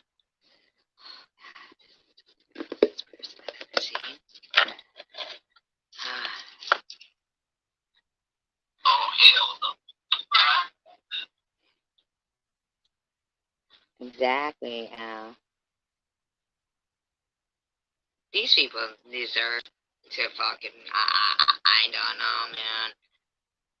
There's something so completely wrong with And that. now they're about 7 years older, so whatever. I mean, you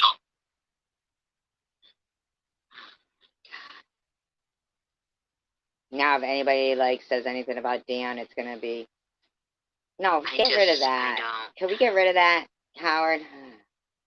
Did she say at one point, I'm not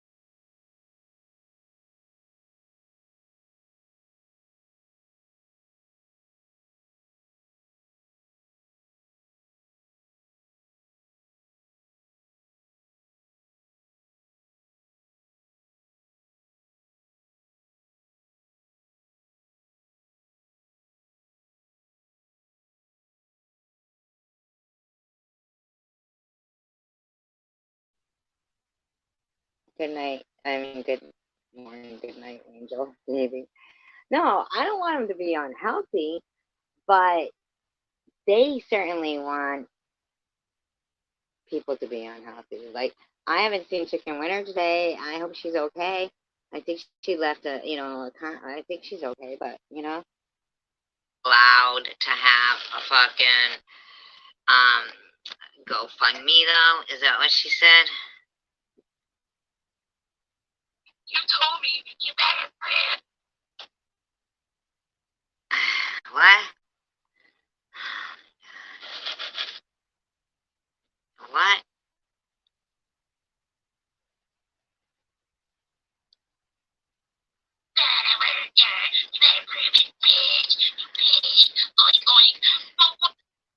You're not proving anything, though, Bobbles. You're not proving anything except that fucking you're a bitch. Like, what?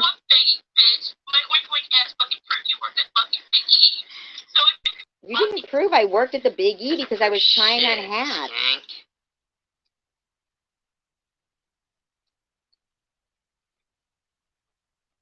I can't even read that. In words, no one bumped me to go bump me, but I will tell you, you can have a go bump me. I will leave you alone to I can have a GoFundMe. This is what gets me. Her saying, Did you hear that?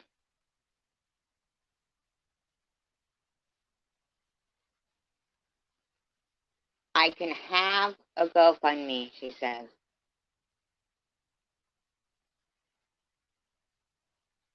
I can have a GoFundMe? stand the fucking shit out of people. If you leave me and my fucking friends alone, just tell people to donate.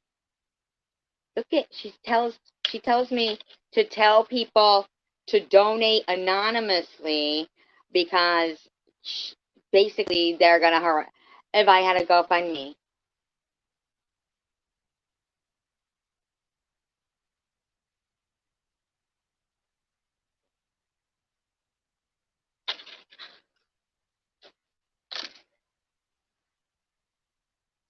Anonymously. I cannot control what other people do, though. Keep that in mind. You have always held me responsible. Just tell people to donate. She says tell people to donate to you anonymously. You're admitting that. What other people do. I can't control other people. But leave me and my fucking friends and my family alone.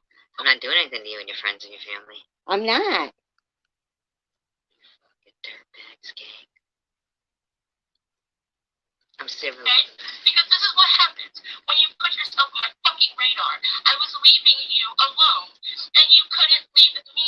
I didn't do shit to you, you skank. Bitch, you've been doing this to You me need for to years. stop. You gotta stop. Alone, and this is what happens when you don't leave me alone, okay? This is what happens when you don't leave Patricia alone, right? Fuck that, Patricia. You lying skanks. Fuck you two lying skanks. Because Patricia's a very, very wonderful woman. Oh, shut the fuck up. Fucking lie. When she said, Yes, she did fucking lie. Fucking you. I don't even know what that is. Fucking, I can't even read that shit. You're a fucking skank, you know that? that necklace, and you told her and people. Oh, You shouldn't even be It's not your talking about business, what you somebody fucking fat sent pig. me or anything. Go get a job. It's not your fucking business. It is not your business. Thank you, Brian. I can't believe this bitch is like, you can have a GoFundMe, but tell everybody to donate anonymous. Who the fuck do you think you are? Literally, like, you said, is your blood? Yeah, my white blood cell count was good. My white blood cell count can't be good? You pissed? Work is normal. The white blood cell You said count. the other day, your blood work is normal, SG. That makes me Angry? Just It makes, I mean, can you fucking believe this shit? She's fucking pissed because my white blood cell count was good. Have you ever in your fucking life seen anything so disgusting? it make you angry, you fat fucking pig? Oh my god. You are trying to make people die. You're making me sick. really fucking wonder what's going on with you. Oh my god. It makes me, like, I don't doubt that you had cancer.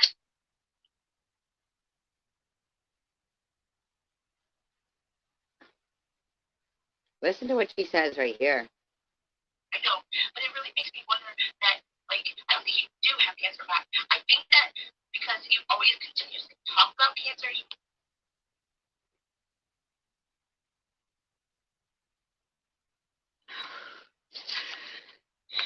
Bubbles, you're out of control. thought that it ever went away. Bubbles, you are out of control. We're, like, missing that having cancer, you know? Who misses having cancer? Who would ever miss having cancer? Do you hear what you're saying? Missing having cancer?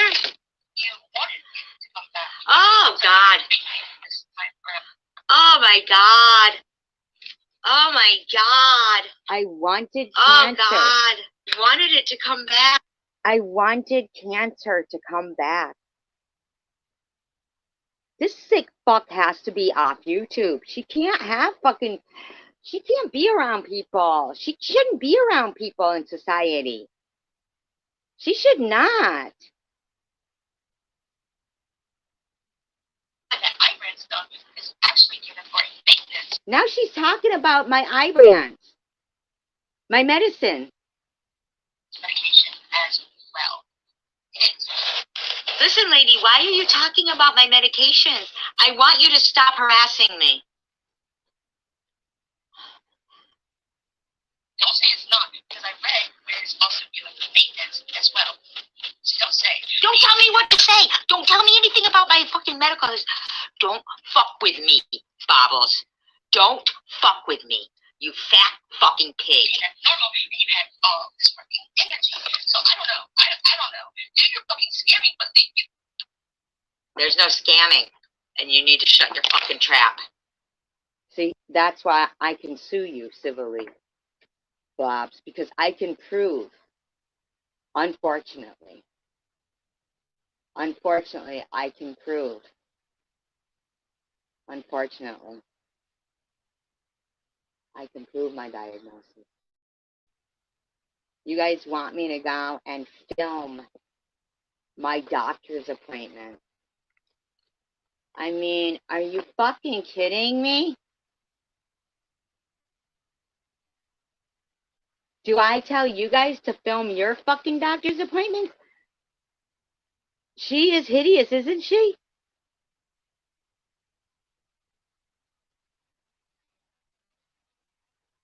I mean, my God, you're disgusting. Ugh. You're gonna fucking really fucking regret it. Fuck alone. Leave me and my friends to fucking alone. You know? But you've been doing this for every day. You know,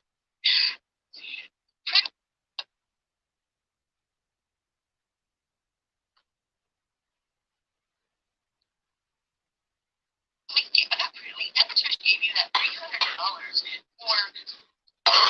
I can't believe you're talking about everything about me. Here you are again. Talking about my finances. Sorry, I was Stop. taking on really sorry. Stop. You fat, hideous bitch. Stop. I don't understand. I'm sorry. This cunt with the drug dog back there. Oh, Yeah, our poor dog. The girl wanted it, right? Like, okay, this woman has been taking her traumas out on me. oh my fucking God. You fucking dirty pig. She says Chicken Winner is taking her traumas out on her. God dang, Bobs. You gotta stop. You're a fucking sick motherfucker. Isn't she? You'd have thought it would have broken already.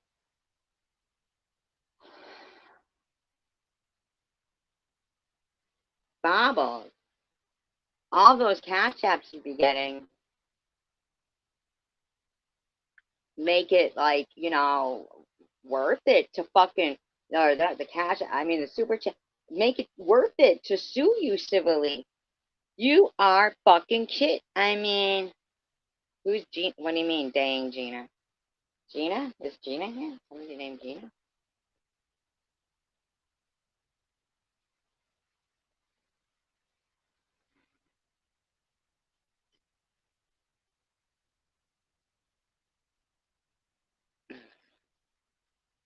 I can't believe you actually literally said, tell people to donate anonymously because, like, you're like, I can have a, who the fuck do you think you fucking are? I'm a 56-year-old woman. I don't even fucking know you. I don't need your permission. You need to fucking go away. Oh my God, I can't. Oh God. I need to do better. Oh my God.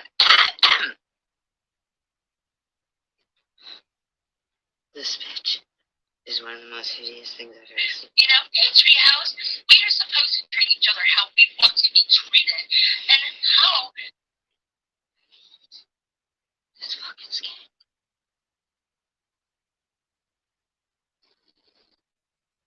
can I do that if I'm being treated like fucking shit? Nope. Nobody's even talking about you, Bobbles, but you are shit. That's your problem. Thank you, Alpacino. That's a you problem, Bobs. That's in your fucking head. But then then you're like, oh, they think I'm a celebrity. Oh, blah, blah, blah. You know, you need to fucking stop. You need to focus on the support and the friends that you have and appreciate them. And stop trying to make everybody else's life fucking miserable. Everybody deserves happiness. Who the fuck are you to think you dictate what people deserve? You have to stop, Bobbles. You have to stop. Your behavior is not normal. Amy, your behavior is not normal. Okay? You don't get to call Tanger the lowest of the low because she bought me dog food. And you don't get to tell KFC, oh, but it's different that you put dog food on your wish list. This is SG we're talking about. Go fuck yourself, bitch.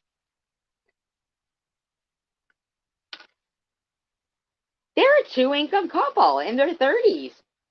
So, but it's okay for them to have fucking dog food on the wish list? Shut the fuck up, bitch. Like, you don't get to do this shit. Yeah, it's fucking sick, man. Their fucking behavior is out of line. Now, Patricia, your behavior behind the scenes, the shit that you do, is grotesque.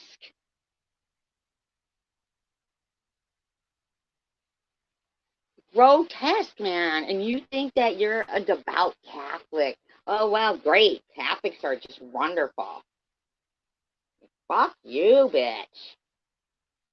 You literally think you go to confession and you're all set. You're not. Fuck.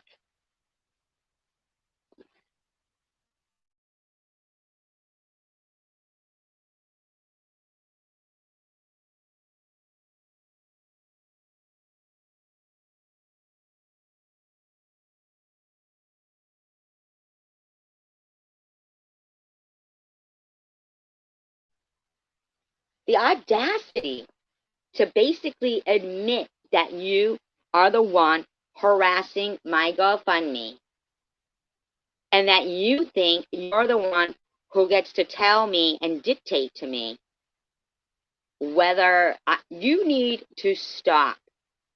You stalking motherfucking slanderous freak.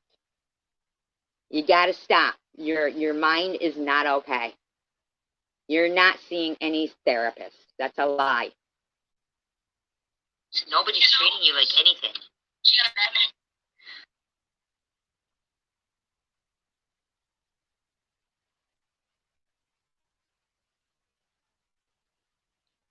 She's a bad woman. Right. Alright, I'll drop the link. Hold on. I can't believe you think your husband is some fucking catch. I can't believe you think your husband is some catch. And you throw that in people's face. And you call people CHOMO, and you are that. You're sick.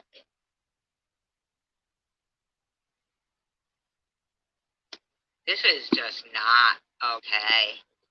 This shit is... It is not okay. It's not okay. This shit's not okay. It's not okay. It's just not okay. I can't even... She knew exactly what her kid was doing. That's why the last couple of times she has put run, rabbit, run in her fucking shit. Because she knows she's mocking. She's mocking. She's an evil piece of living crap. Emma is sick. Fucking understand. Why would they think this shit's okay? You don't get to have 19,000... Yeah, that's it. Just like the fucking big old Queen of Hearts and Alice in Wonderland. You know, playing croquet with heads or whatever the fuck, or hedge, you know, animals beating them. She's a sick fucking bitch. Her dog was drugged the whole time she was on there. Like, come on, man. Get up your fucking ass, you fucking bitch. You want to talk about other people being on? I mean, come on. Then you got all these people, like, kissing Beeb's ass. Like, what the fuck? Beebe, you're sick, man. You're a sick lady. Oh my God, you're sick, man.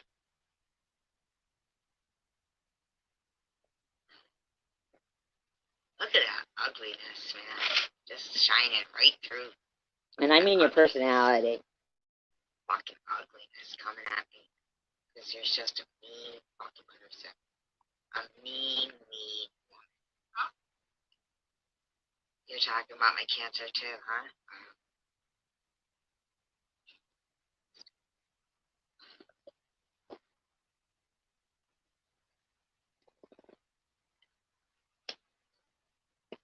It's fucking sad, man. It's fucking sad. That was Bob's mission. Nobody's made fun of anything. I didn't talk about Trump's daughter. I didn't talk about fucking Honeybee's son. You're making stuff up. You need to stop. You've got to stop. You've got to stop. You gotta stop. You've got... You're a fucking liar. Oh, my God. Who did? Oh, Bob's? They're psychos. Oh. Well, good then. She's already done it, so her bucket list is filled. Good.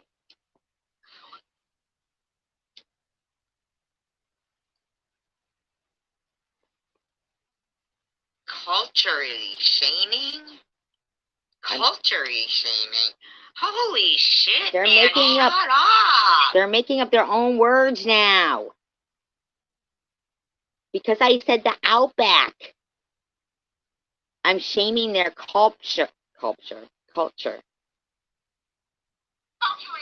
us, Mandy. She's culturally shaming us, saying, oh, I don't know, Mandy. I don't know if she fucking lives in the Outback. Fucking weirdo. Holy shit. Maybe I was talking about some.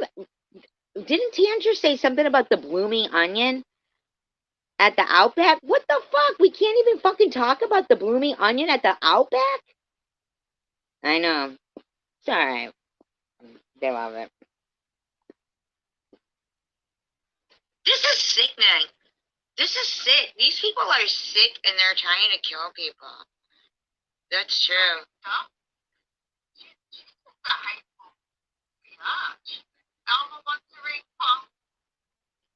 So there, right there, you're calling me a name. So you're lying about me, calling me names. I mean, looks to me like, yeah, you're up to no good, lady. Like, what the fuck?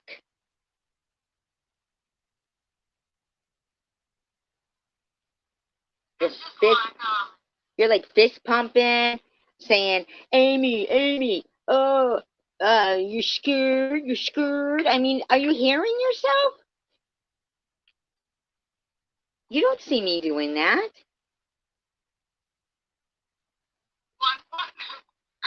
I have secondhand embarrassment for you.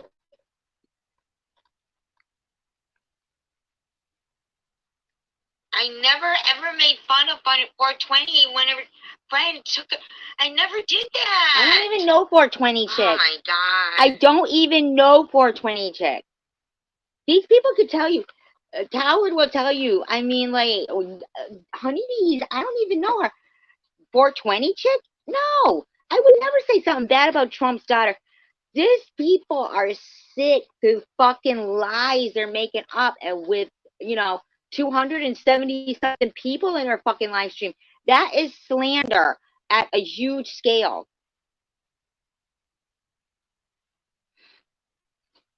Yeah, a couple of years ago, Tracy, I don't like to call it too.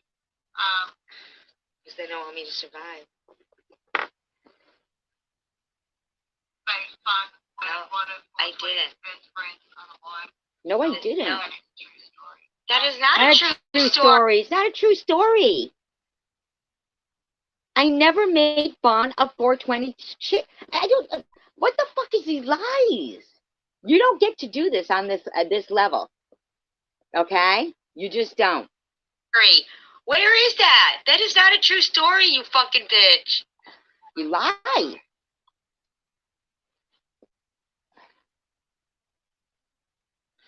Oh, thank you, Velda.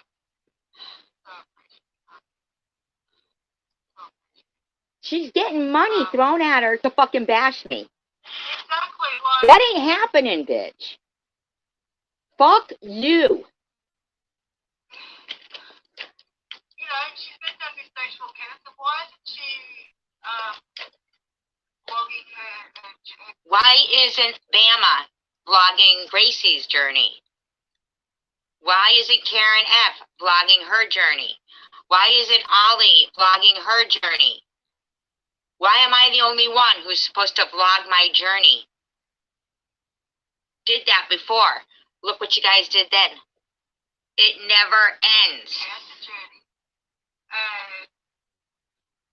Bama made fun of me for being bald with a beanie on my head, hooked up to chemotherapy, and said, that doesn't prove you have cancer. Like, come on. Why are you such a hateful? Because look what you people do every fucking night. I'm not hateful. You are. Person, like, It shows. that bad? Your life is that bad? No. No, it's not. Yours is. Yours is. This is a... Back then, I don't have a port anymore. I wasn't chemo responsive. Like, you know, that chemo. It's possible I may have to end up trying it again. I don't know, you know? I mean, I'm just fingers crossed and grateful for a day, like, you know, when I have the day, you know, when I wake up the next day. I don't understand why these people are so fucking disgusting. I'm not able to comprehend this behavior. I know, right? Right, Al Pacino? Like, what the fuck?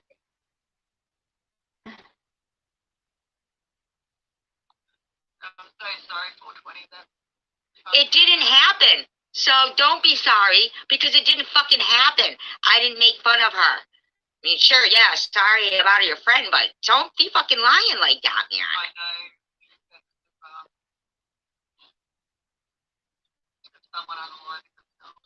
I'm not, I didn't, oh my God. See, you don't get to do this to that broad of an audience. That ain't happening, lady.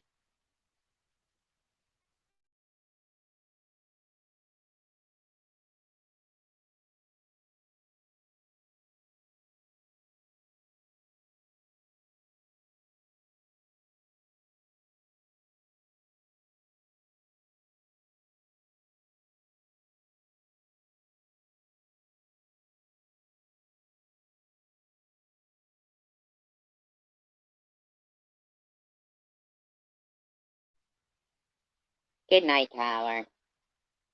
Call me tomorrow if you want, or later today.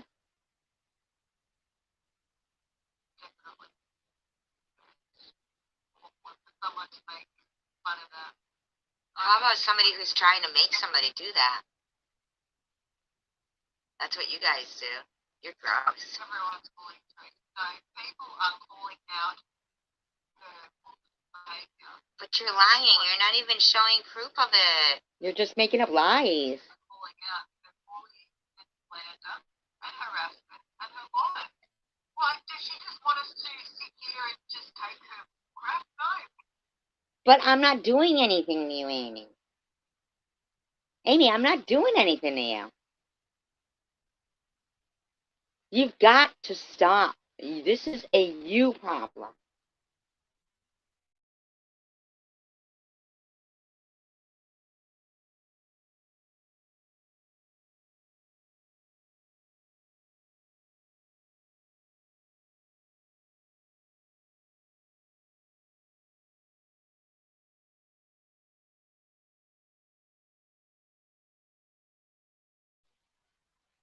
Your huge complaint was that Tanger called you mean.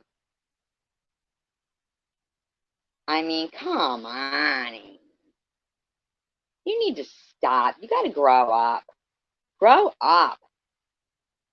No, people have taken it for too long. So the more she's going to talk about people, I'm going to start getting to, I've already started getting together. She's going to keep it up. Everything that she's ever said about Bama and Gracie. Trust me, I have screenshot after screenshot after screenshot of Bama slandering me everywhere, okay? Slandering me everywhere. Now, Gracie and Bama can start journaling their journey. You don't get to keep saying shit to me. You don't get to keep, for all we know, saying I'm harassing somebody that, for all we know, doesn't even, it's not even, I don't know. Nobody knows. You need to stop. You are doing this all about financial purposes. You are going to be civilly sued, not criminally. The cops aren't going to come banging on your door, but you'll be served. Don't worry. Because you, no, you're not going to have a 20,000 views on a video like this, Con. It ain't happening.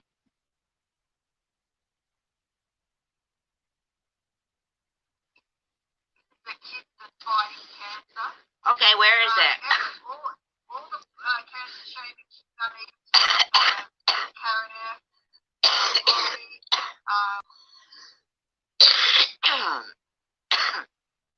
Make sure.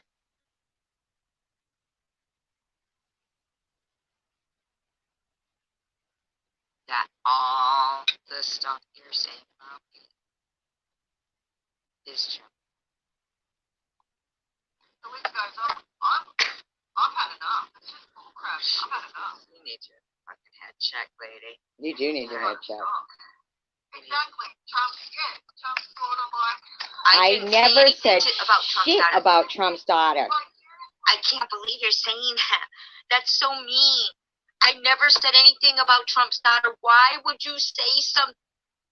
That's fucking rotten. I like Trump. I'd never say anything like that. Why are you so rotten? You're so mean. You just want to hurt people. You want to hurt people. And make up lies, just like Izzy did to Honeybee. You just want to fucking hurt people. You're sick. You fucking sick fuck. You just want to hurt people. You are a sick fuck.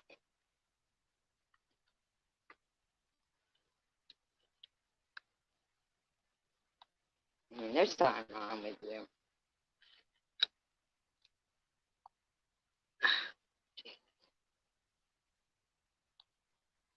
To live in your own path of destruction. What?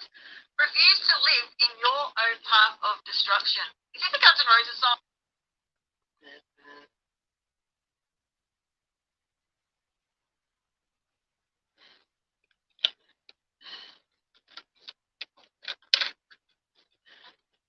Is this something I'm missing here? She got these lyrics out of a song. Now, Amy, what you're doing here is reading Tiffany H's community post. Tiffany H apparently has pissed you off because she was in Sharon's live stream. So, or she likes to call them tattoos. So you felt it was your place to bully her and ridicule her community post. That has nothing to do with you. But you just figure you're not a bully, but you fucking are. Is it on the eve of destruction? No, it's called The Appetite of Destruction. Appetite of Destruction. That's the Guns N' Roses album. It's behind your head on a poster.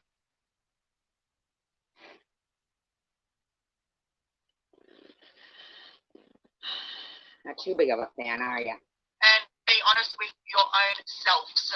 It's meant to be selves. Wow. Who cares, you stupid? Selves. What the fuck is wrong with you, you bullying bitch? You're a bully.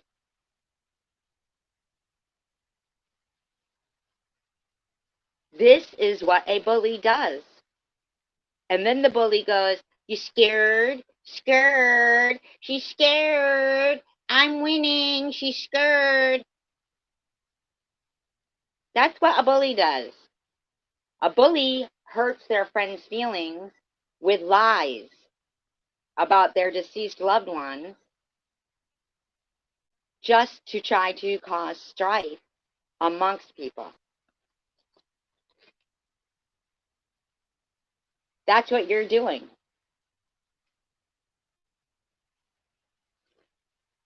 I mean, 422, did you see me do that? Or Did, somebody fucking tell you that? Same with honeybees. Somebody told her that? Those are not your friends. Those people want you to fucking have to rehash and be upset over somebody. These people are sick.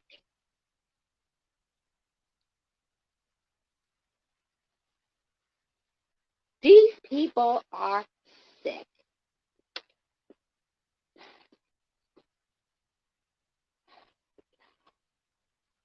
Bitch. How does this affect you?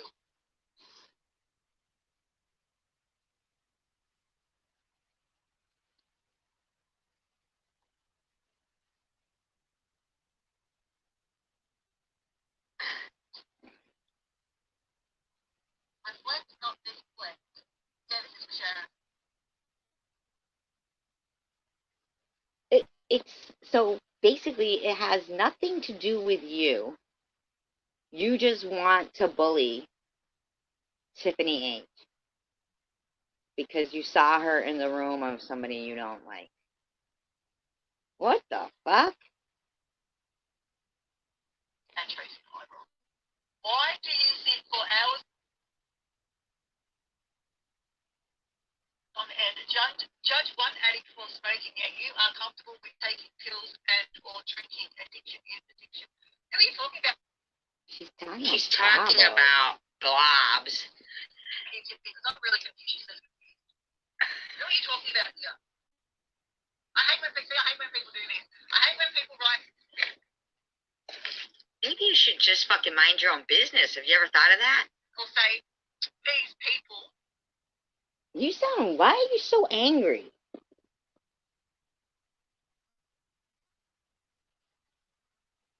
You don't sound happy. You don't. And you're laughing and giggling for all the wrong reasons. Like, for mean evilness.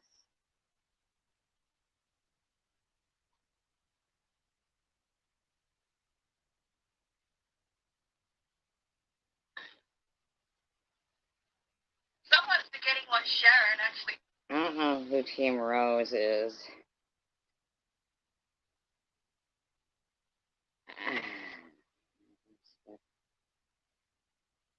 Look at them.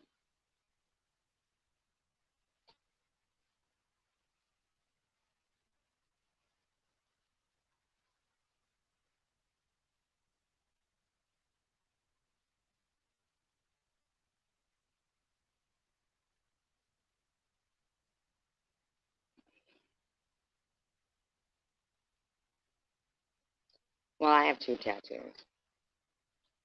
But not like that. They're little ones.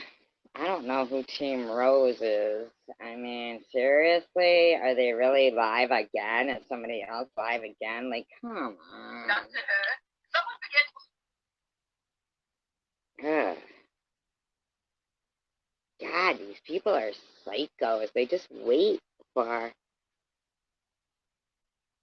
It's positive they're nuts. Seriously, I know who was named out. I don't have a clue who it was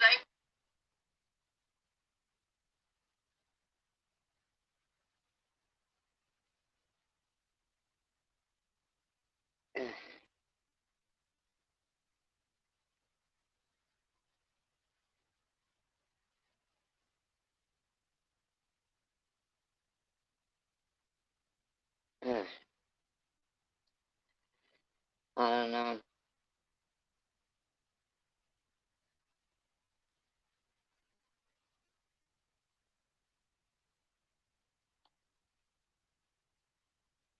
You're not really allowed to be calling people drug dealers without proof. Yeah, you can't do that either, Amy. I don't know, like, what it's like in your country, but you can't just be fucking slinging out there that somebody's a drug dealer. You gotta stop. You gotta stop. That's like fucking. That's fucking. Wow. I mean, you're just trying to get people like fucking. You're fucking really crossing lines. Like, what the fuck is wrong with you? Ugh. Ugh, this lady, she's so gross.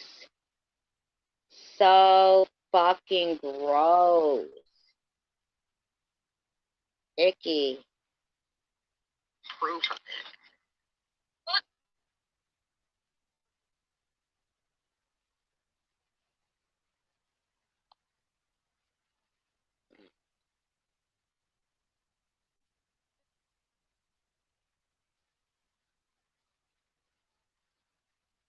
Do a wish list that she's got other more important things she's tending to at the moment. So once she's really onto it, I'll help her make her wish list. All she wants. See? Look at how you are. Fucking weird.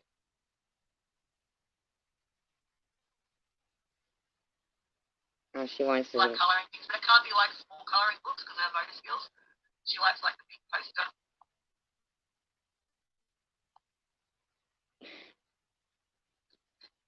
No, I don't find it odd because you people have constantly been calling me a I find scammer. it odd that a stage 4 cancer patient Holy shit, man. is always calling people with cancer scammers. Holy shit, man. Do these people know that they're like talking about themselves? Isn't it fucking weird? They're so nauseating. They're crazy. Somebody save me. I forget. It was like, there's going to be a channel against SG or something eventually, I think. What the fuck? Jules had a live stream too. And I guess she made a channel against me. I mean, like, what? I don't care. I don't want to go after SG or care to, go back and forth. So we made it a private channel. And like, So you did, but you made it private. not that many people had it, maybe like 30 or something like that. 30 people had it. Like, right? So privately, you were sharing out a link to a channel bashing me. I never did that to you. Why would you be doing that to me? Do anything, you Jules. But your mom's okay, good, awesome. Tell her hello. I hope she's doing well. This is why you'll be named in that case. Hope you're doing well.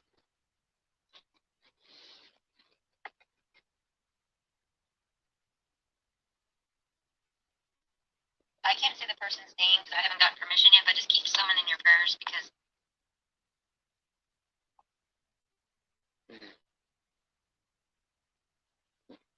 Okay, we'll keep someone in our prayers. We'll keep everyone in our prayers. Pets and animals. Oh, Victor. That's all about. Yeah, she is.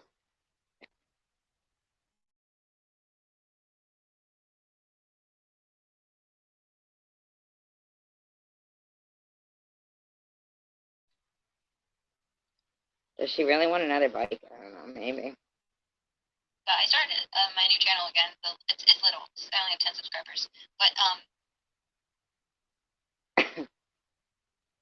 I used to have the tiny butterfly queen, and oh, it used to drive SG crazy. Like if I did videos on it and stuff.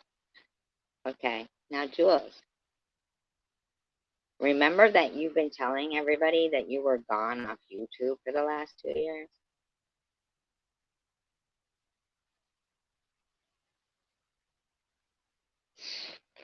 Like, what the fuck? But really, you had a private channel bashing me, and now you're talking about your others. You're sick, lady. I made up a new one. I got rid of that one because that was when I was. Didn't drive me crazy. My episode, and so I made a new one. It's called the Tiny Wait, see, now wait. You don't get it both ways. You don't get to have been gone from YouTube during your episode, and now you had Tiny Butterfly Queen during your episode. Because that's true. But this is the first time that you're saying it like this.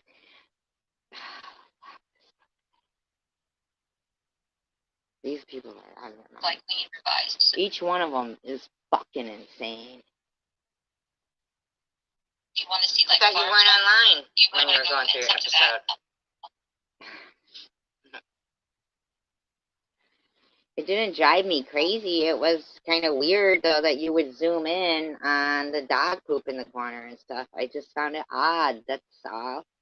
I would drop the link, but I don't, I think I built myself out or something. But if you just type in the tiny butterfly queen, I'll type it in here. And, yeah, then I think... Oh, God. Um, More like moth lady. see if I can figure out how to type in here. Yeah, I can type in. I'm on my phone. My laptop, for some reason, won't let me, oh, no. Won't let me type everything.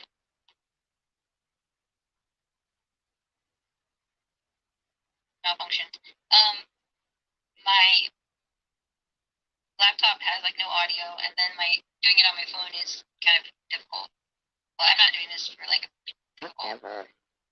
you know, anything important, just, well, yeah, I am doing this for something important, just to talk to people I care about. I'm not doing anything personally big. These, I need. What? Oh, God. Please, give me a break.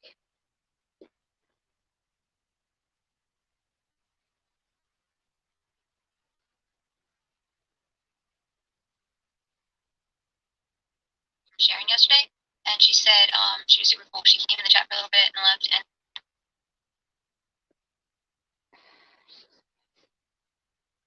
she didn't want like any like fight or to like upset my life. So there was a thing that Sharon has no nice bones in her body. She absolutely does have nice bones in her body. So Nah, I can remember you fucking cracking like crazy. You said putting makeup on Sharon was putting makeup on a horse. That's what you said. I mean, it's nice, sure, to, fine, be friends, but, like, can you simmer down with the whole saccharine sweetness? It's fake. Like saccharin. it is true. There are people in my chat that probably don't like Sharon. Hey, Victor. Good afternoon. Yeah, it's that time.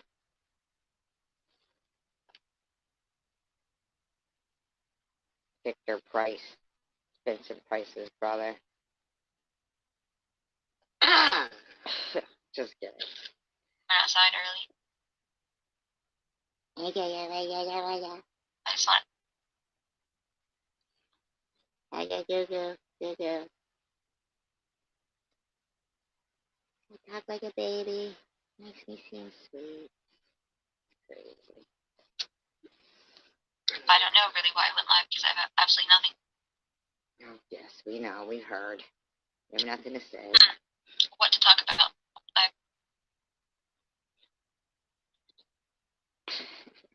Well, I mean, that'd be cool, but I don't think so. Okay.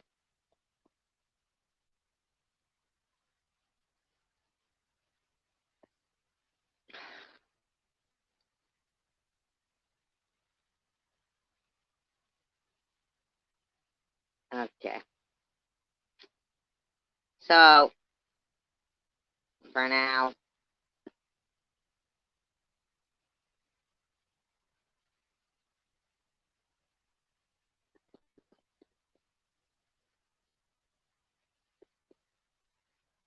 see, I was reading, and I was doing, like, just reading.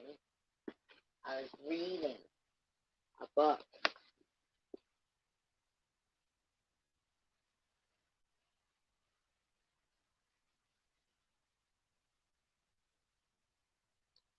Marty had been officially married 4 times.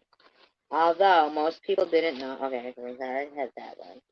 Anyway, Marty continued. Since this isn't about my getting married, I'm talking about girlfriends too. Ed interrupted. That's his attorney. Marty knew Ed was referring to Gail, his latest and hopefully his last, and he didn't like it. You can't keep paying these women like they're on salary. You're still making Heather Bruckner's car payment and giving a monthly allowance to a woman I don't think you'd even recognize if she walked in here and gave you a hug. Of course I'd recognize her. What's her name? Wendy? Whitney, Ed said. Her name is Whitney. That's what I meant, I see. I'm just saying, Marty, please. No more payouts, no more wives, no more damsel in distress girlfriends. You cannot afford it. If Gail's a damsel in distress, Marty said, nodding his head, Oprah's shy. Ed sat quietly, leaving Marty to chuckle at his own bad joke. He knew Ed was right. Marty's reputation as a fearless negotiator had never applied to his personal life. 4 marriages, and he had yet to utter the words prenuptial agreement, not wanting to, offend? As if the inevitability of divorce lacked romance. Who the hell was he kidding? Maybe he figured they'd earned it for putting up with him. Whatever his reasons, he understood that his foolish generosity had been catching up with him for years. And Gail had quickly made it her business to protect what remained. From whom and for whom she was protecting it was a little vague, even to Marty. Anyway, this isn't about Gail, Marty snapped. Ed deflated. So what is it you wanted to talk about then? You sounded like it was something important. I'd hoped.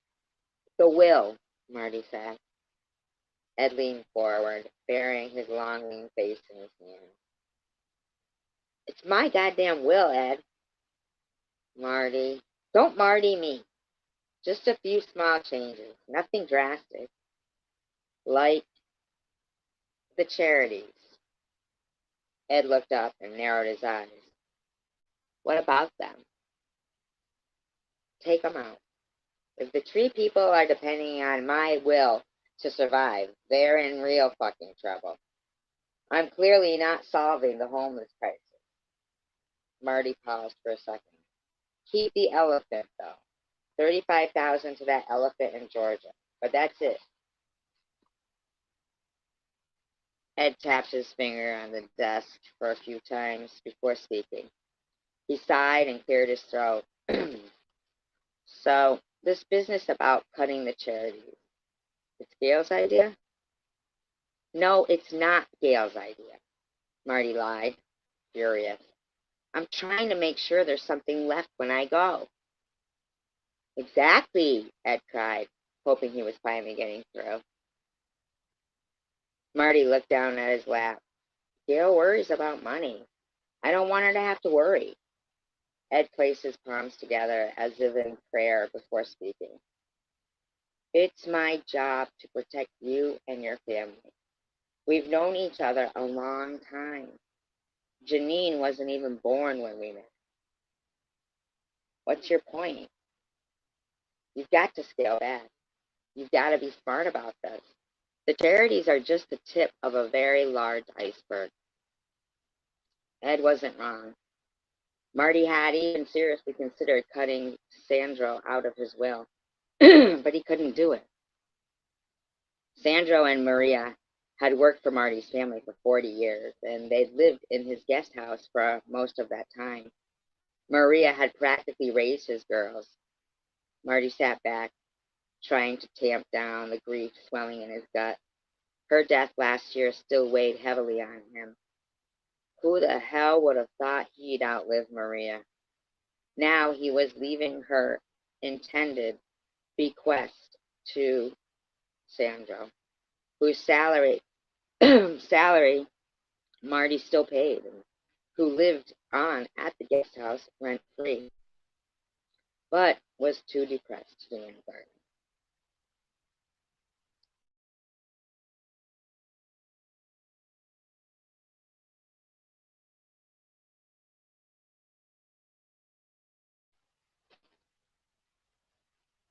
Gail had been on him for months about firing Sandra.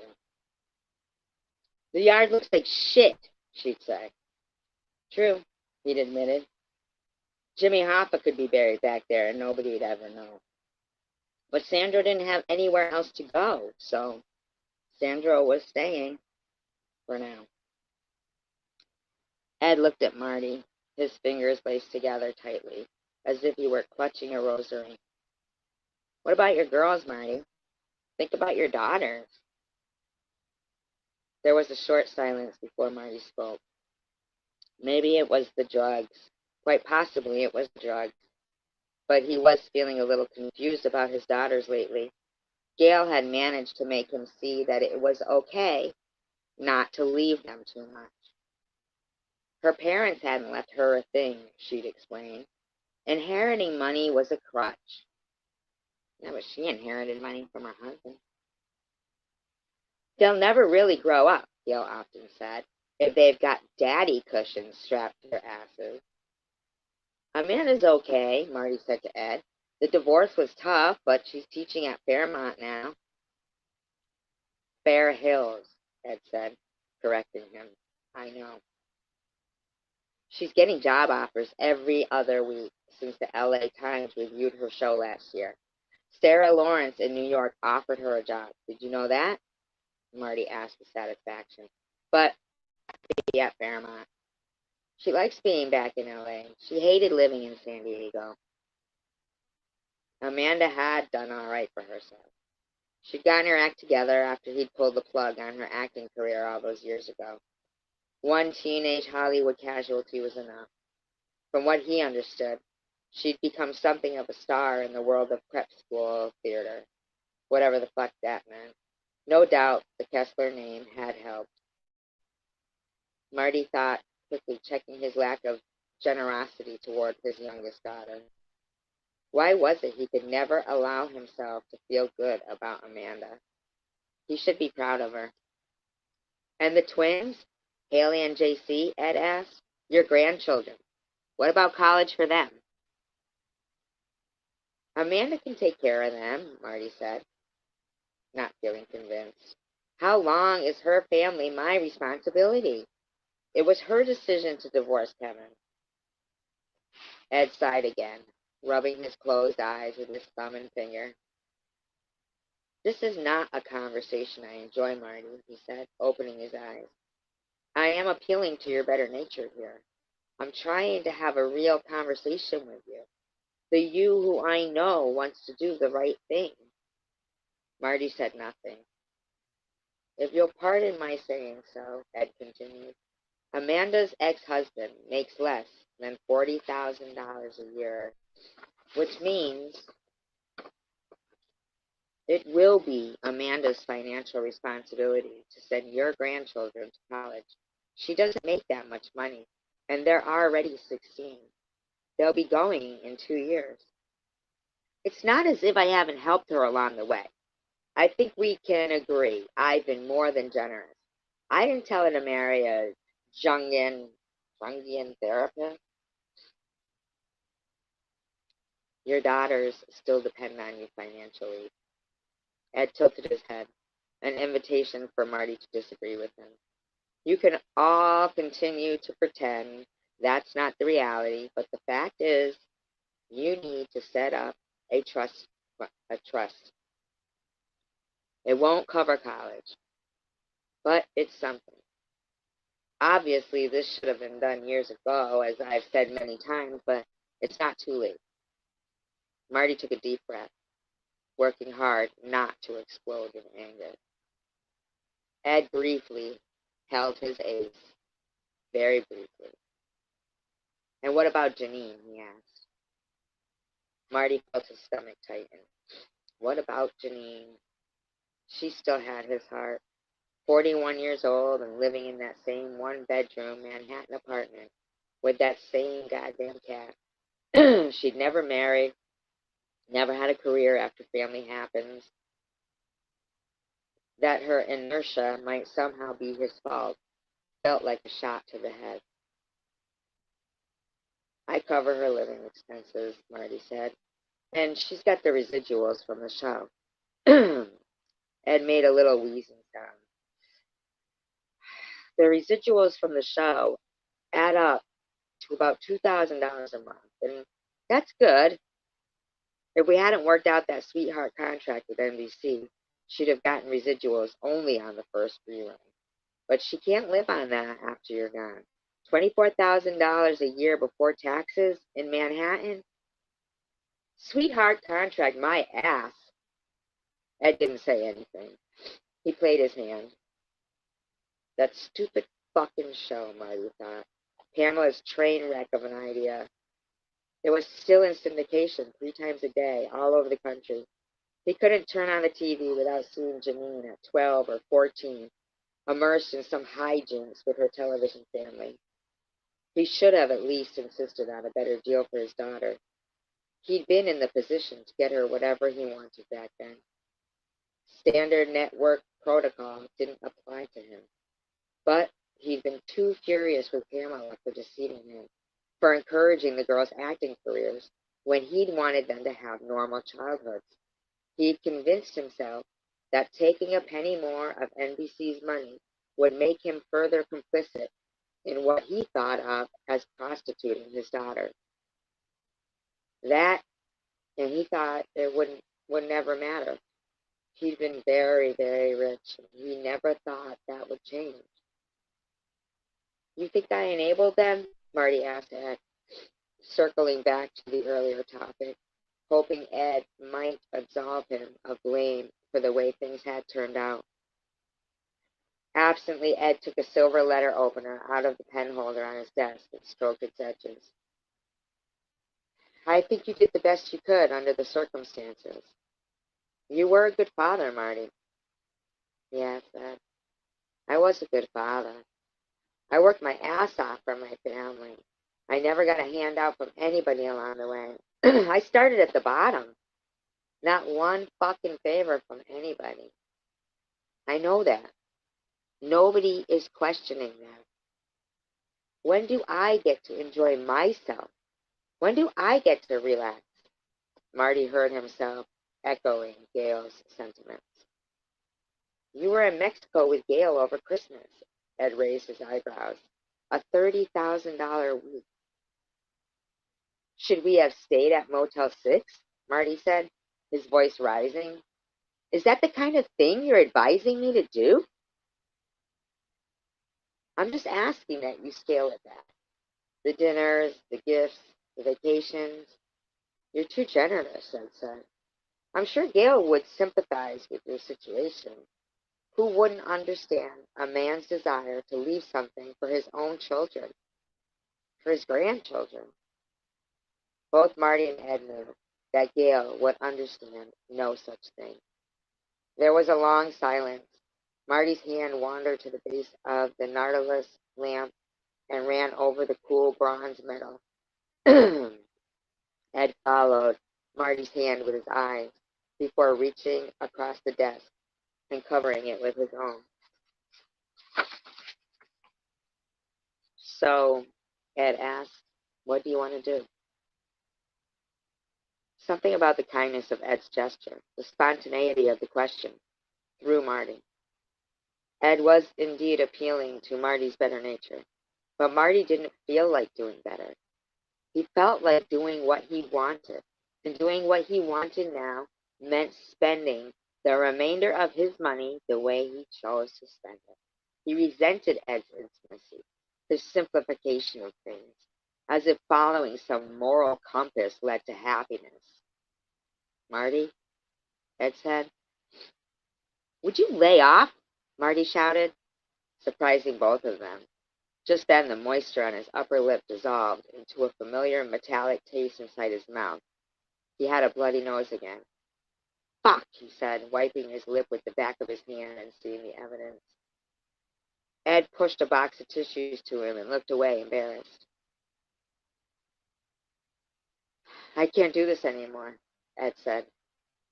We've known each other for a long time. I love you, but I can't do this. That'll do me fine, Ed, because you're fired.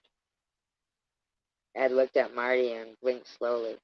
Marty shoved a wad of tissue up his nostril, stood and walked out of Ed's office with as much poise as he could muster. He stopped in Lynn's small office on the way out and leaned down to plant a dry kiss on her withered cheek. Good luck to you. What happened, Mr. Kessler? She asked, staring up at him with her bottom lip trembling. She looked back towards Ed's office as though beseeching him to come after Marty. After all, they'd argued before, though never at such a decibel level. Lynn, Marty said, you're a great Dane. She stood up. 2 tears rolled down her cheeks and settled into the parched crevices of her lion face. Ed wasn't coming.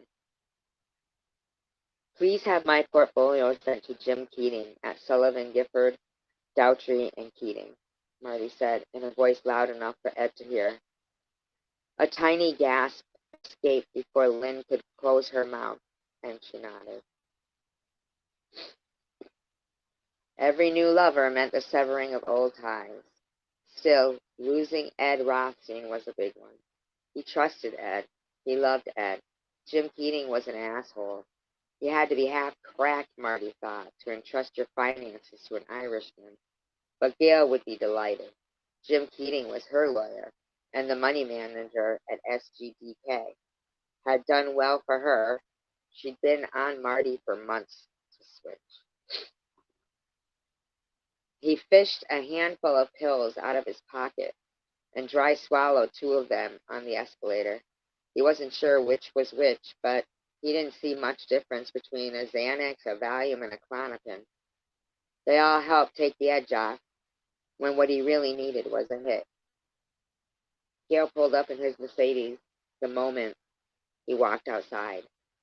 Did she have a goddamn tracking system on him? He got in and slammed the door. Why do you have a tissue hanging out of your nose? She asked him. Bloody nose. I forgot, he said, gently pulling the Kleenex out and revisiting the past few moments with a bit less satisfaction. It's nothing. Gail gave him a look that said, I'm concerned about your health, your drug problem, and your financial portfolio, all in a single glance. Well, she asked, trying to raise a Botoxed eyebrow. How did it go? Let's see what Jim can do for me. No. Really? Marty could see she was genuinely surprised. Nobody expected Marty to leave Ed. Leaving Ed meant Gail had made more progress in 6 months than all the other women put together had made in 40 years. He tapped the dashboard. Let's go eat, he said. I feel like pancakes. Pancakes it is. She wasn't going to argue for the virtues of a healthy lunch. Not today. There's a place on Santa Monica Boulevard that has a marvelous short stack with real maple syrup, not the fake stuff. Marty nodded, welcoming the feathery high that washed over him like a warm bath. The world softened. Gail was a Rolodex of important yet superfluous information. If he squinted and the sun was at the right angle, she looked almost beautiful to him. And, she said, obviously cheered by the events of the day, I called our guy at the Barnes & Noble on 3rd, and that new Alex Grecian novel you wanted is in. He's holding it for us so we can stop by and pick it up after lunch. Good, Marty said, surprised that he felt comforted rather than irritated by Gail's fastidious attentiveness. He closed his eyes and sighed, letting himself relax into the sun-baked warmth of the passenger seat. He could hear Gail chattering, but he wasn't listening.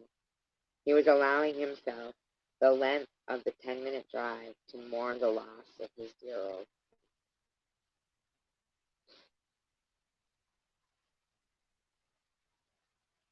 You guys, there's still 23 people here. Are you guys listening to the story? That's cool. If you are, you could give a thumbs up. Just let me know. Like, I could do one more chapter if you want. That's up to you guys. You want me to? Whatever.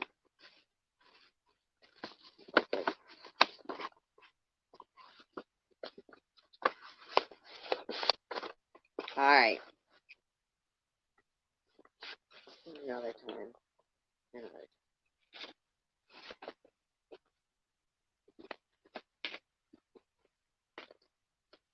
The book is called, there's a word for that. And if anybody is wondering what the word means in the title, Verschlimmbessern.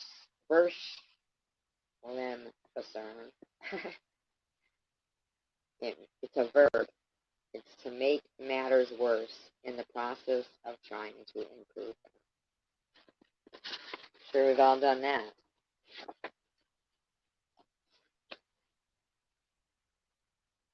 Have a wonderful